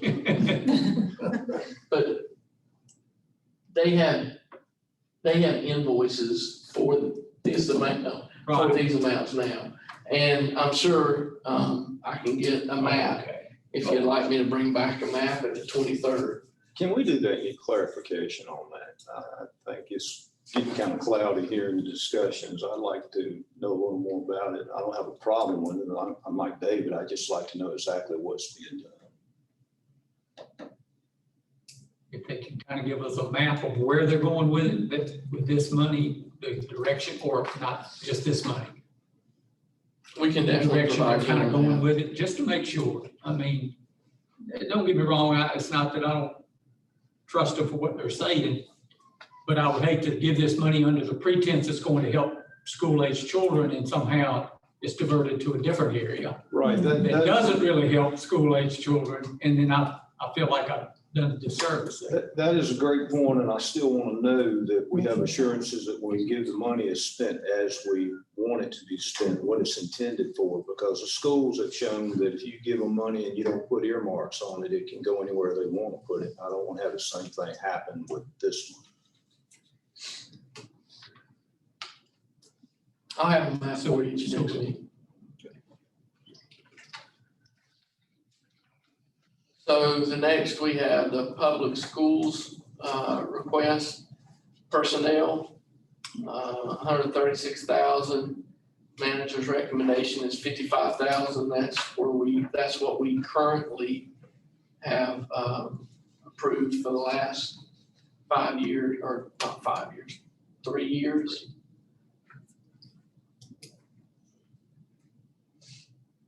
So you recommend 55,000? Yes, sir. That's what we have been spending for that social worker for the last 3 years.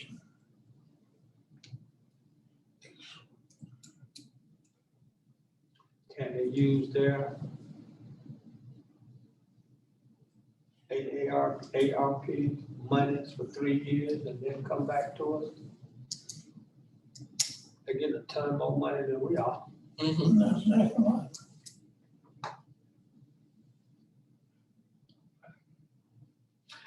The $55,000, this is probably of interest. Several years ago, the school had requested, a social worker. And the county really couldn't find the money to pay for the social worker. We appropriate, used to be, I think, around $160,000 a year to Cardinal Innovations for mental health. And as it turns out, when I started exploring ways we could use that money, we could appropriate some of that money to the school system to pay for the social worker that they were requesting at that time. So this $55,000, we're required by the state to pay that money to some program that serves mental health. So that's how the $55,000 social worker salary came into being 2 or 3 years ago. And now they've requested an additional position. Back up to the last part, what you said, the state required that we spend money to fund Mental health. mental health. Yeah, and currently, a lot of that. And so we provide money to Cardinal Innovations, who is our LME MCO. Cardinal Innovations then sets up these programs and administers these programs. And the programs can be different. That's cool. Okay, so this year we're slated to do alcohol rehab and mental health, but one's a transportation program and the other's I think it was some kind of medicine program for people who couldn't afford their medications for mental health. But we're required by the state to pay X amount of dollars towards those programs a year, right? We had been given those to Cardinal. Cardinal was supposed to be providing us dashboards. They were supposed to be providing us utilization rates, so on and so forth. And we've asked multiple times, we'll get one here and one there, but we don't get those consistently. And there's a lot of problems with Cardinal currently. Cardinal is getting ready to be merged with VIA because Mecklenburg and Forsyth has just dropped them as their LME MCO. And I'm getting way too far in the weeds with that explanation. So how much, so in other words, we took money we were given to Cardinal and it went to this. So how much of that money, of that 55,000 is the money that normally we sent to Cardinal? Do you know? 55,000. The whole 55, okay.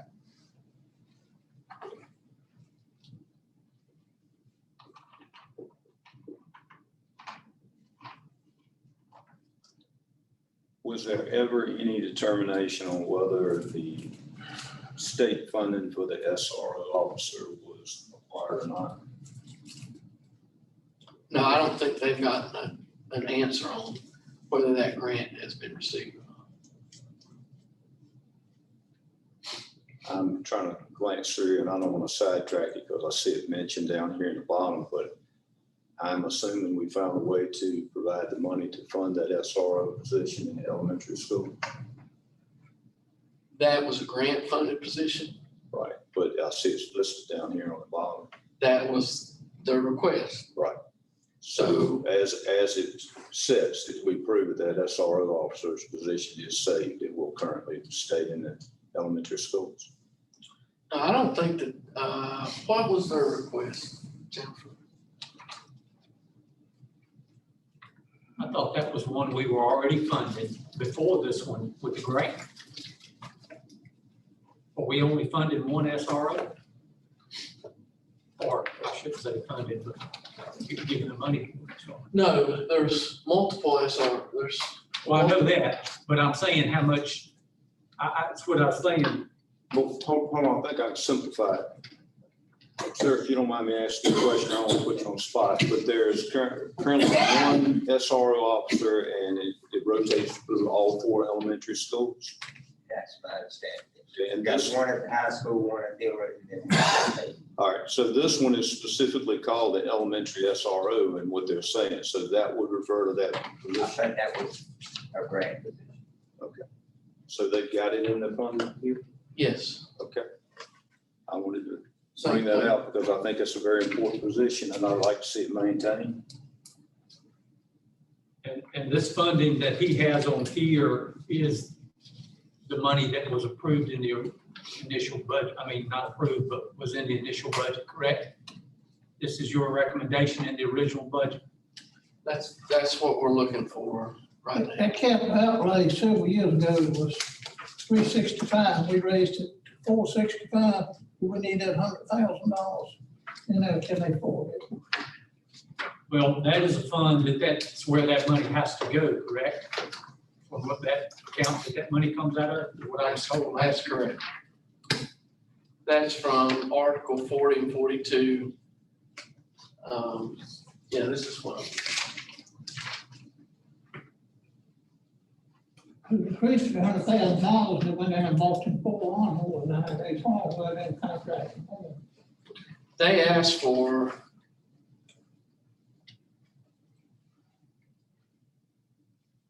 I remember when we done it, it was 365, it was 365, we increased it another 100,000, made it 465.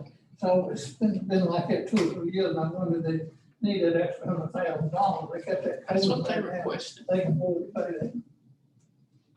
They requested $2,687,000. My recommendation is $2,687,000. Sometimes they take does that 465. Yeah, they requested 770,000. And for last year, we provided 465,000. Yeah, been about 2 years before that, it was 365. Okay. So this year they requested 770,000. Well, they gonna get it. Your approval was for 465. That's right. How much COVID money they get? $11.3 million. Well, they don't need, we don't need to fund that 775. Now, what's the difference in the totals if you look on the main budget book?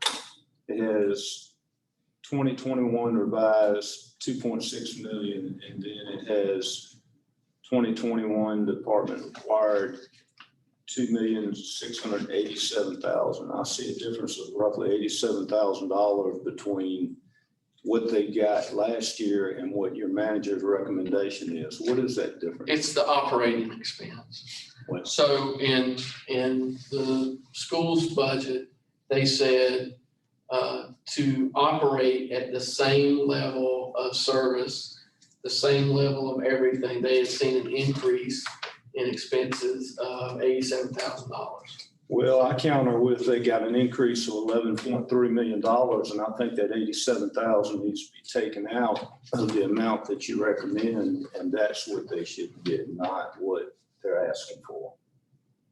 They got more money than the county got, for goodness sakes. Plus, they've got 2.2 million in their unrestricted, mouth dry, fund balance. That's over $13 million of accessible money. They can fund that $87,000 themselves.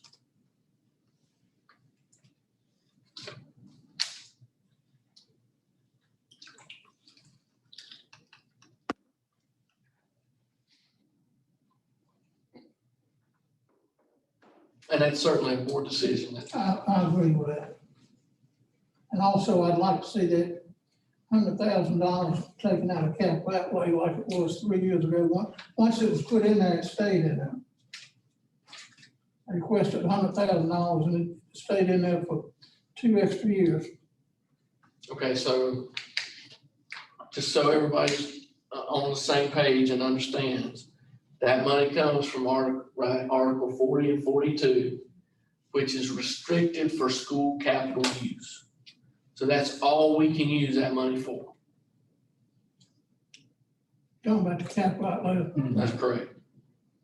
we're leaving it there. Well, I mean- They got it one time, then it's been in there ever since. And they've requested way more than that each time, just like they did this year.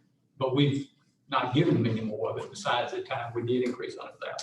Well, let's go back, let's just do it this way then. Let's go back to the personnel. Let's go back to the personnel and the current social worker that we normally have done through the money we keep from Carter. So what is the pleasure of the board on that? Let's do a consensus on that. We have to leave it in there. Leave it in there. there. Leave it in there? Okay, very good. All right. No need to talk about teacher supplements, I don't guess. No, No, we don't need to talk about that at all. and that's already been But funded through there. look, one thing I do want you to understand, and I agree 100%, they're getting a ton of money, but understand, just like us, they have to make sure that money has to be spent on COVID related. It has to be COVID related. But they also But they gave are- a 10% raise from the state this year too. Well, yeah. Salaries. Yeah. Yeah. I can- about that part. That is a good point, though, that you made, Mr. Chairman, is that these money, all of the money that we get, whether it be county or PCC or the public schools, the federal government's really good about attaching strings to this money. There's only certain things that we can use it for, certain ways we can use it. So I'm not advocating one way or the other for the school to get the extra $87,500, but just as we have had our discussions today, well, it may be an approved use, it may not be an approved use. These other organizations have to go through the same thing. And I counter with, just like the ambulance fee of $380,000 was covered by COVID funds, that freed up $380,000 of county taxpayer money we could spend elsewhere. That's the way it works. School can do the same thing. They got a whole lot more to be picking and choosing from. Y'all realize $11.3 million, and you want the people in the county to give them more on top of it? I support public schools and the teachers as well. The supplements have been, what's the proper word I'm looking for? The schools have drawn it out where they will get the supplements from their federal money, as we saw in the meeting that they laid out from Dr. Carter's presentation at Coast Square. Teachers are going to be given what they're supposed to be getting, but $87,000 more on top of all that? No, sir. I say we cut it out of that budget. Well, with the ESSER funds is what they were hoping to get permission to do. And the recent email I've received, they'll not be able to do that. But anyway, that's neither here nor there. But remember, it's just like with us, we cannot use our COVID money to cover our increase in health insurance or any benefits. We can't use COVID money to do that. And so I'm not advocating either way. Hey, since I've been on here, I don't think we've increased, besides capital, we've not increased the amount we've given the schools. But just be aware that those things such as health benefit cost or health insurance cost or benefits other than that, if they increase, you can't use COVID money. We can't use it for that. So. All right, so we're no on the supplements, I assume that. All right, the capital outlay. Let's But get I don't mean to be hard to grind on this, but I do remember them specifically asking, it was $365,000. They specifically asked for $100,000 to do some capital outlay on the buildings or something other, but that money's stayed in there the last 2 or 3 years since we gave that extra $100,000. There's no way unless I could see their budget, there's no way I can know that. But anyway, All right, so what's the pleasure of the board on the 465,000? I want to know if that, where is that extra 87 you allocated in the recommendation, Brian? What column am I looking at? I don't want to improperly vote against something until I know. In the work budget? Yeah, see, Okay, hold on. pull it up and you'll see what I'm talking about. That's in the 2,687,000, that's. Yeah. That's where it's at. Okay, all right, I'll wait till we get to that line then. Okay. Capital outlay, leave it at 465 or? So if you take the school grounds landscaping out, and activity bus, they got 6 of them, you count them over at the bus garage, so what is prompting another? Is one of the 6 down? What's the problem? On new bus. 'Cause I'm thinking if you take school grounds landscaping and paving out and the new activity bus, since they have 6 over there, where does that leave the 465,000? I don't know how much they got.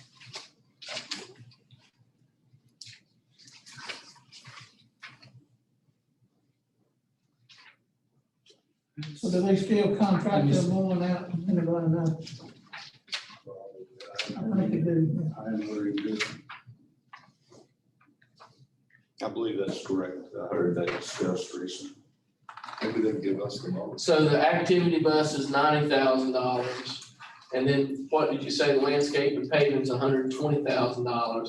So that's 210,000 out of the 770,000. So that brings that down to 560,000.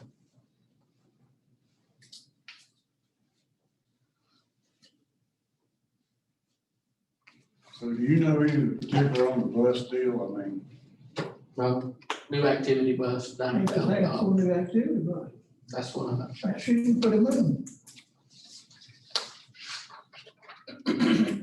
Well, all that'll be taken out anyway with the county manager's recommendation of 465 is below that mark. Right, I think. they're asking I think- 620,000 to cover all I that. think what you want to know is to leave that 465 in there. Yeah, do we, or reduce it, that's what I'm asking, the consensus of the board. I'll leave it at 465. 465, The 465 is a buck in the money. Yeah, and that's the point that I wanted to make too. Thank you, Commissioner Stryker, is you give that 465, they're going to determine, the school is going to determine what they spend it on. So We can't. just because you specify. say, I don't think they need a bus, doesn't mean that they're not still going to spend it for a bus. yeah, you could reduce it to 365 and they could still get their bus and not spend it on something else, but But you know, last year they funded the teacher supplement, they can do it again this year. well, we've already decided we weren't gonna do it. Yeah, no, that's what I'm saying. But, you know, I'll tell you, I'll say the same thing I said last year. I have a problem giving them teachers something more than I'm giving our employees now. I'll take care of our employees first. All right, we got 2 leaving in here, where are you on the 465?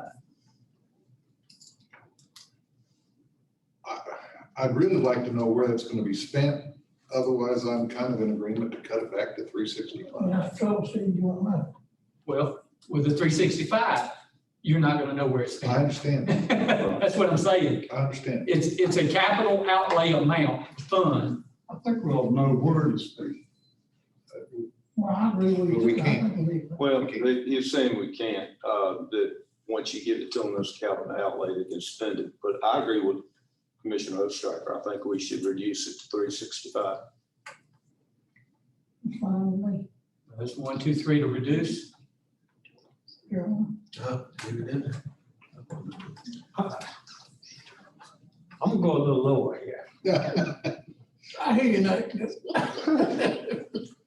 We have been okey-doke for the last 20 years, how long I've been on the board, by the school board, because they know the rules. We allocated, they don't care, they spend it how they want. Now, once we appropriate something to the schools, we can't get it back.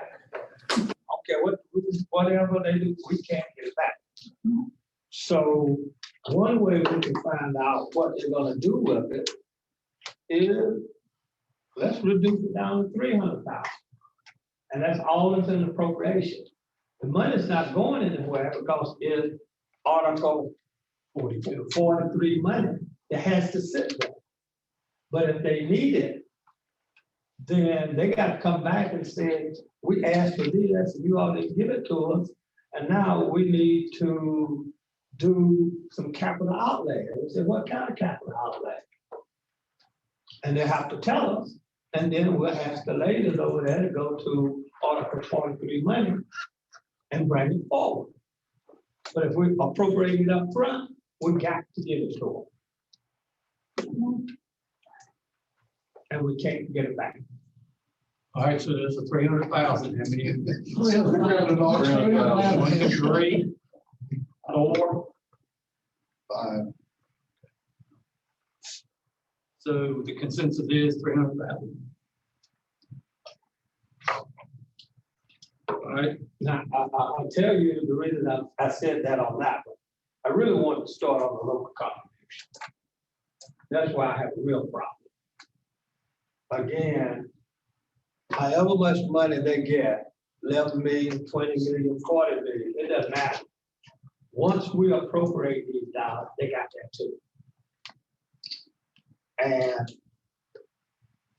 we're not civic center losses and all of these other things, they're not education related. So I would not appropriate 2,687,000.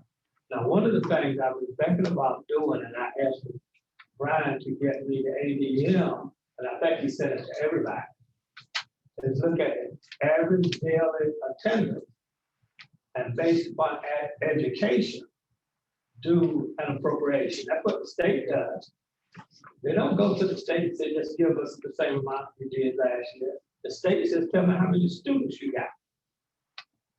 And we'll fund you based on your students or some formula thereof. And the same for the teachers. But they just come to us and ask for a lump sum money to do whatever. So I would not appropriate the 2,600,000. I made it something smaller. And then they would have to justify what they do. Or they would get creative and find this money somewhere else. Find it in their fund balance. correct me if I'm wrong. I believe by state statute, we cannot reduce it from the previous year, correct? That's what I'm looking up now.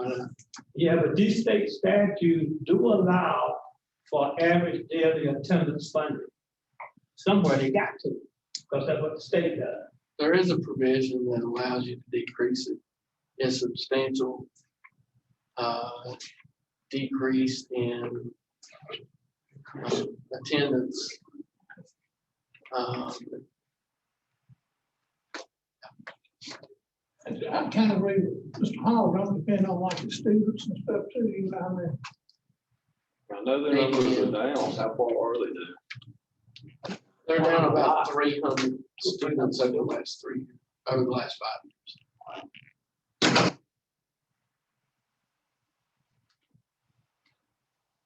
I guess my point is that over the years, we've always been told you can't reduce, but we can. And I just don't like the point that we allocate these money, and what do? They spend ours first. And if they don't spend it, they just keep it. The fund balance will grow for years and years and years. And they didn't care, they come back and ask for the same amount or more. And they always had a nice presentation on why they need it. So, But we need to look at what we're funding for education, not all the other stuff that they want. so that same concept applies to capital maintenance. Capital and maintenance too, which is what we just cut by $100,000, $165,000. So what's the percentage change in ADM from last year to this year? I don't.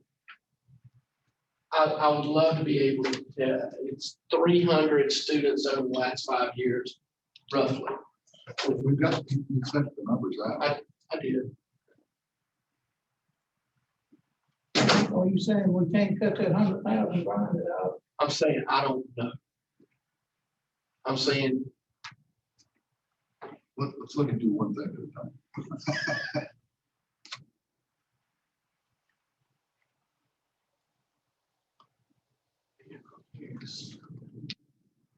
I'm sorry, I don't have that.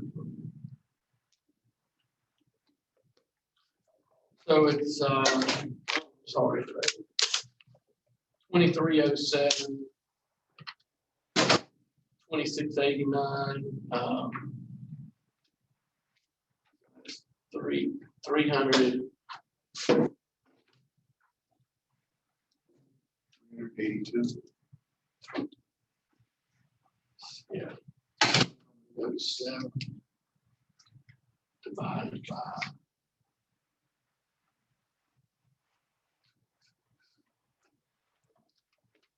14%, What, the last 3 years? 5 years.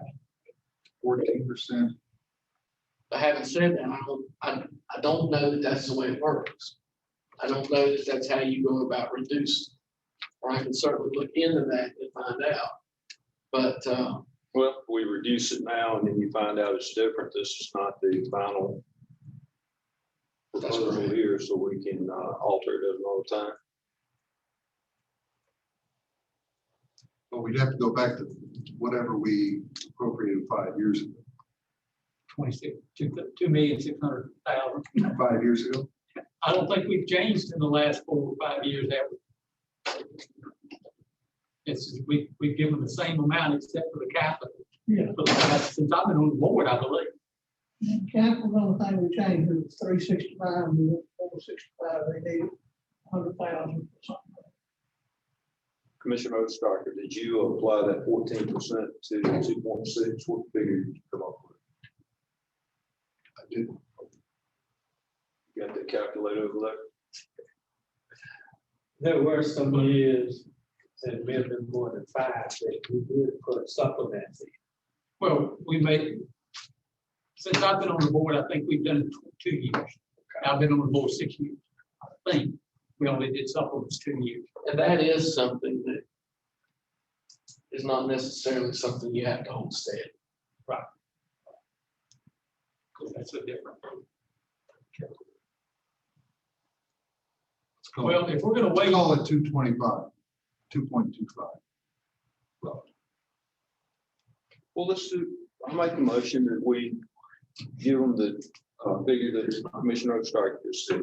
And if Ms. Miller finds out that it's something different we can't do, then he can come back to us so we can alter it. But now while we're here, let's deal with the issue and take a vote on it.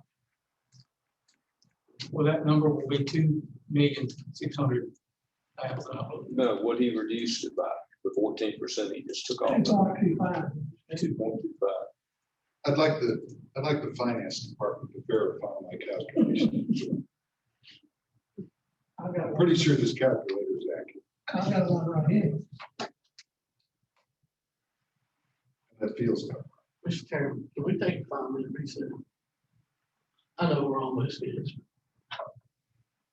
Okay, we'll recess for 5 minutes. I call the meeting back to order. So commissioners, I understand you've got a lot of questions and a lot of requests about the public schools budget request. I feel like I need to get some answers for you and bring you back some answers for the questions you've had. If the board finds it appropriate, I'd be happy to do that and bring it back at our next work session. And we can move on if that's okay with the board. I think that's good. I think we need to specifically know about reducing further than what we had previously given, what kind of formula they use on that. Because I think we just need to be aware of that before we do it. Although I think we need to leave it where it is, but All right, so we're gonna, Wait a minute, Dave. so, oh, I'm sorry. We need to specifically know something, so that means that, Mr. Manager, you're gonna assign that to our staff to figure out what's what. No, I'm not. I'm gonna figure it out. Yeah, Okay. When I say our staff, I mean whoever, sure. however you want to do it. Yeah, no, I'm going to take the lead on this one. Okay. Now, if, I'll be happy to have all the help and assistance that I can get. And Melissa's done that very well, and Jennifer's done that very well, as of late. But I'm gonna take the lead on this one. Okay, I worded my question wrong. And my question was, should have been, are we gonna determine it, or are we gonna ask somebody else to determine it? No, I'm gonna work with our county attorney, Okay, and I'm gonna bring you back, what we can do, what we can't do, maybe what we shouldn't do. As y'all said many times, you're the Board of Commissioners, you can do whatever you want to. But, what's legal for us to do is what I'll bring you back. Okay, let's move on to our last item here. All right, so this is organizational requesting. So Caswell County, Council for the Arts, they're requesting $2,500. Is this their first request? No, we've given it to okay, we've been given the, Caswell County Caswell Council for the Arts, $2,500. Previous budgets, still good with that? Yeah. Yeah. All right. Oh, I'm I sorry. could add that under the ARP money, that we may be able to do a different amount or more, and then do some switches. Yeah, and I think I'm gonna take one of David's suggestions too, and maybe look at some of the TDA monies too. We'll see how that all works. Caswell Parish,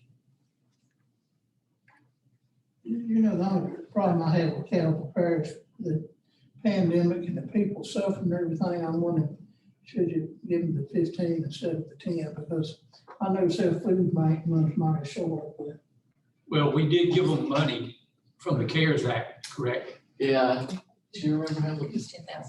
I think we gave them an additional $10,000 from CARES Act. Yeah, doing it. But we're happy to do the 15, they definitely serve a purpose in the. You've already given them 10. And this is an item I talked with Brian about that may be able to come out from the American Rescue Plan. This money might be able to come out because of what they primarily serve and what they did serve. So, Yeah. Well, leave it at 10 or? Well, can we leave it at 10 and look to give them the extra 5 from the ARP? Nonprofit.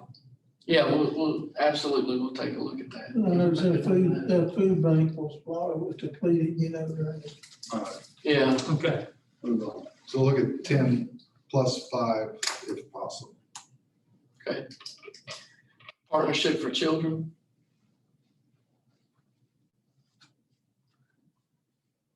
This is a yearly I think appropriation. that's what we normally What we usually give them, Yeah, appropriate. give it to them. Okay. Okay. Or for forestry.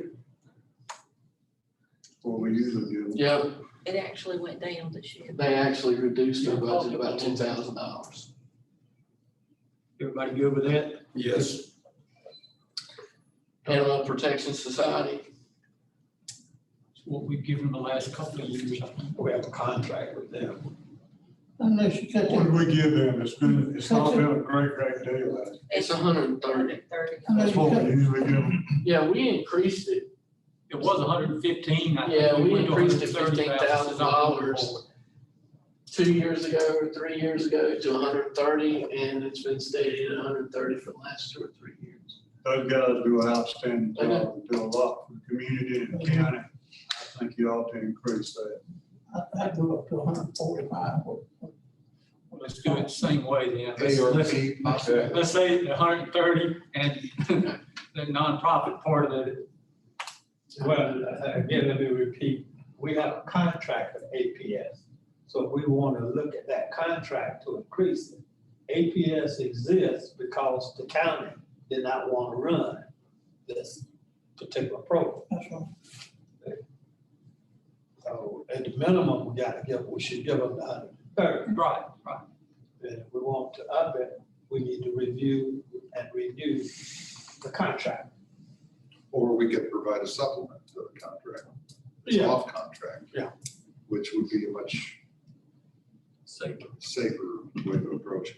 Mike, if they do an outstanding job, they stay full over there too. All right, give them the 130 and add a supplement to it. All right. Next. Thomas Day House Union Tavern.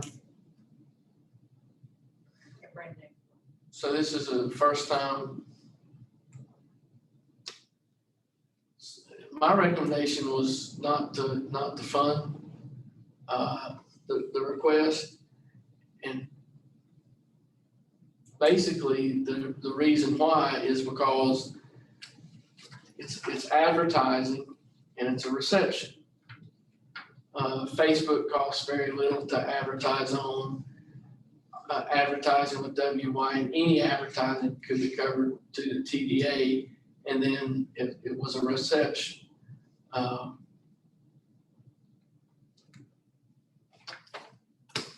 really, they asked for the wrong stuff. That's correct. So we have. $300 for a one-time reopening reception. $20 times 12 in Facebook advertising. $250 times 3 for WKBY, and $1,200 for WYNC. Well, Facebook is not free. That does cost you. Yeah,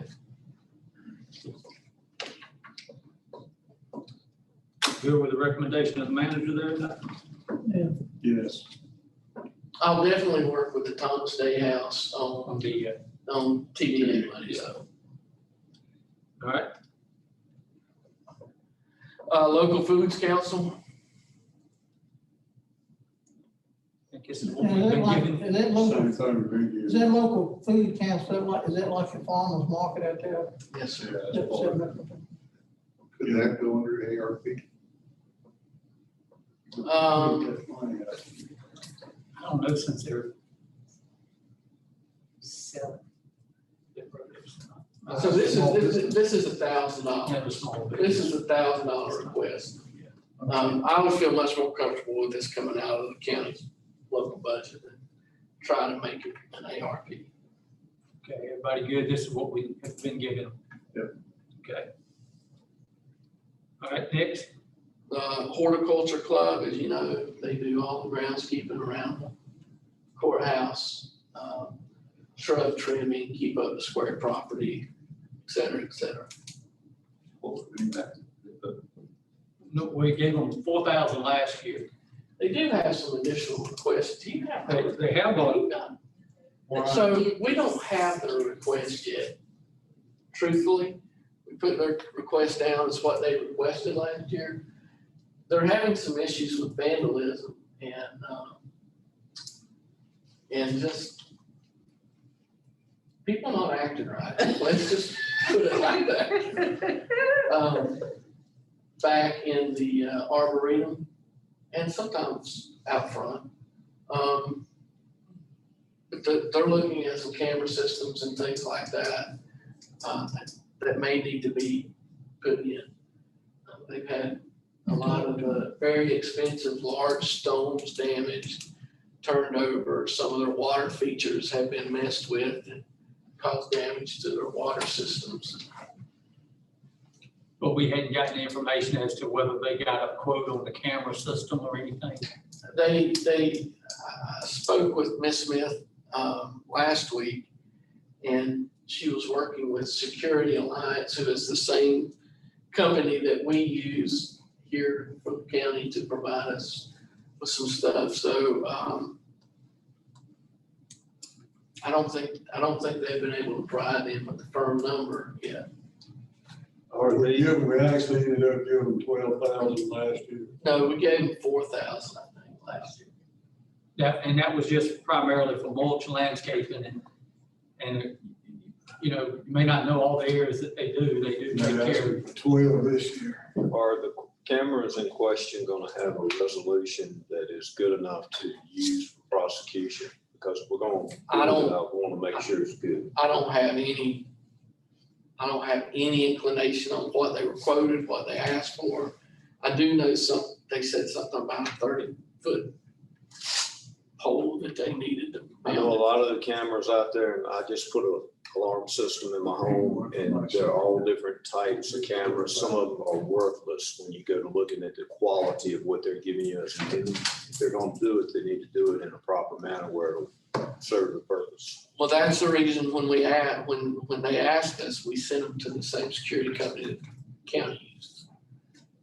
We've had pretty good luck with our cameras, so. I think you need more information on that.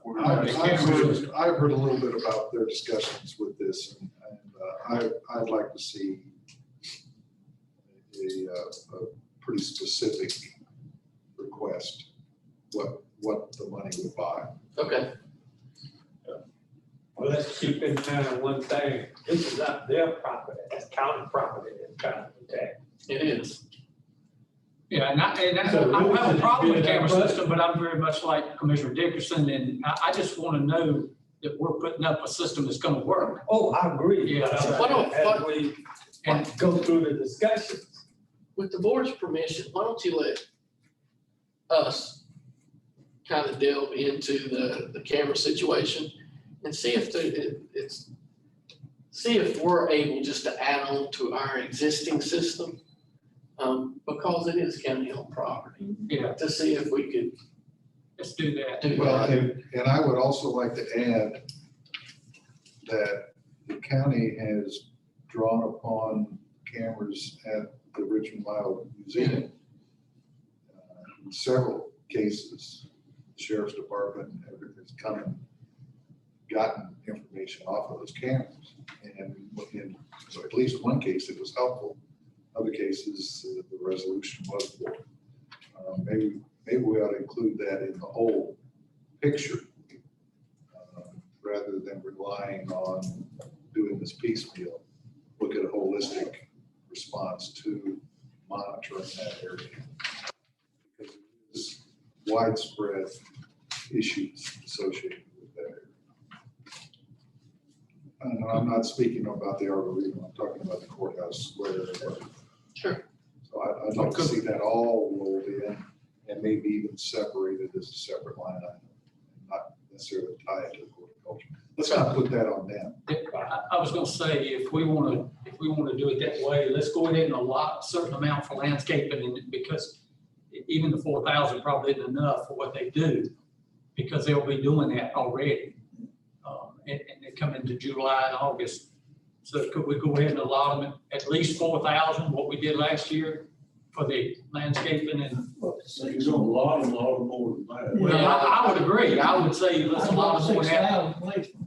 I can tell you there's been a substantial increase in the amount of, in the price of pine needles. Absolutely. And that's one of the primary sources of whatever. That overcomes the place down at real nice, and want to keep it up. So Mhm. I would- And they do that at the sheriff's office, and they do the square, and they do. Let's do this the same way we've been talking about. Let's not just give a bundle of money. Let's say we're going to allot $10,000 for landscaping of the county areas. And then we'll come back and help with, and come back with another proposal or a study and hopefully some money on security. And separate the two.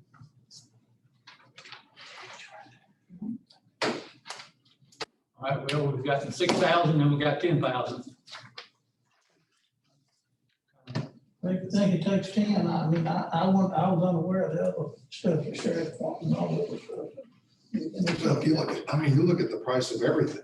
I think they Landscaping, requested timbers, mulch, 10 last gravel, year, I whatever. believe, 10, they may have requested 12, I'm not They sure. They requested 12. 12 last year, And that was pre. And that was That's just- why I was thinking we give them 12, because they had asked for 12 last year. I'm good with 12. I'm good. But if it's for landscaping, I don't want it to go to security cameras and stuff like that. We'll look at the security cameras. right. We're just looking at landscaping and mulch now, that sort of item, so what's the pleasure of the board? 10, 6, that's mine, but, Fine with me. That's fine with me. okay.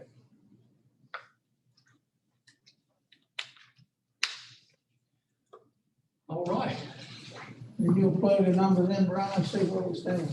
Right now, you stand at $1,645,095 coming out of fund balance, Compared to your original, 2.2 million, That's not counting the vehicles. not counting the vehicles. And if the vehicle, can you move that talking BCC, BOC? Can you move that? So if the vehicles were, no, that isn't included. Oh, okay. could end up being less. All But right, that's 10, so 20. that's all we had on the agenda for today. 60,000. We do need to, do we want to wait? I don't know that we need to hear, since we've already done the health department kind of, do we need to still hear from them?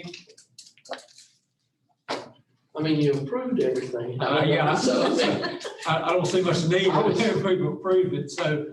I was told once you got it sold, to shut up. There you go. You're right. And we won't make a decision on vehicles until after the meeting with Enterprise. And what are you ladies going? Oh, you're going to share with us the facts about the So, new plan. There you go. Yeah, They are. so I don't know that we need to meet any more before that meeting, do next we? week. Because we've got a commissioner meeting that Monday. The 21st. 21st. The 23rd is the commissioner meeting is the 21st. 21st and 23rd is the card. All right, so we'll leave those dates intact and we won't meet again until then.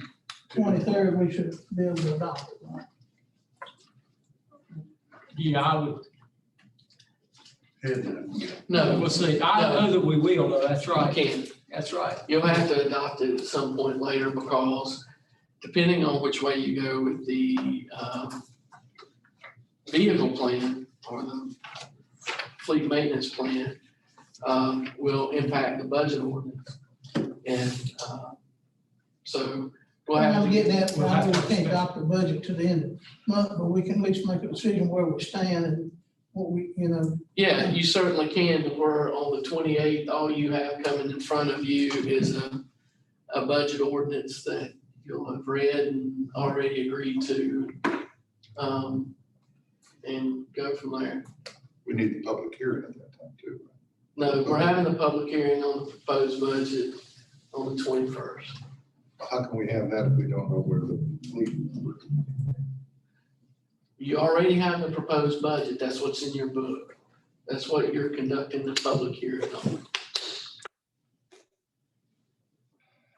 The bait and switch trick. Local government for you. And you're gonna look into the camera issue deal, security, and you're going to also come back with us about the school issues. Yeah, Or get that information to us at some time before. Yep. All right. We will recess this meeting, this budget meeting, till the 23rd. at 9 o'clock at Co Square. Co Square, Yes. 9 o'clock at Co Square. Anything else you need to tell us before we, Nope, I'm done. okay? Well, we'll sit in recess, gentlemen.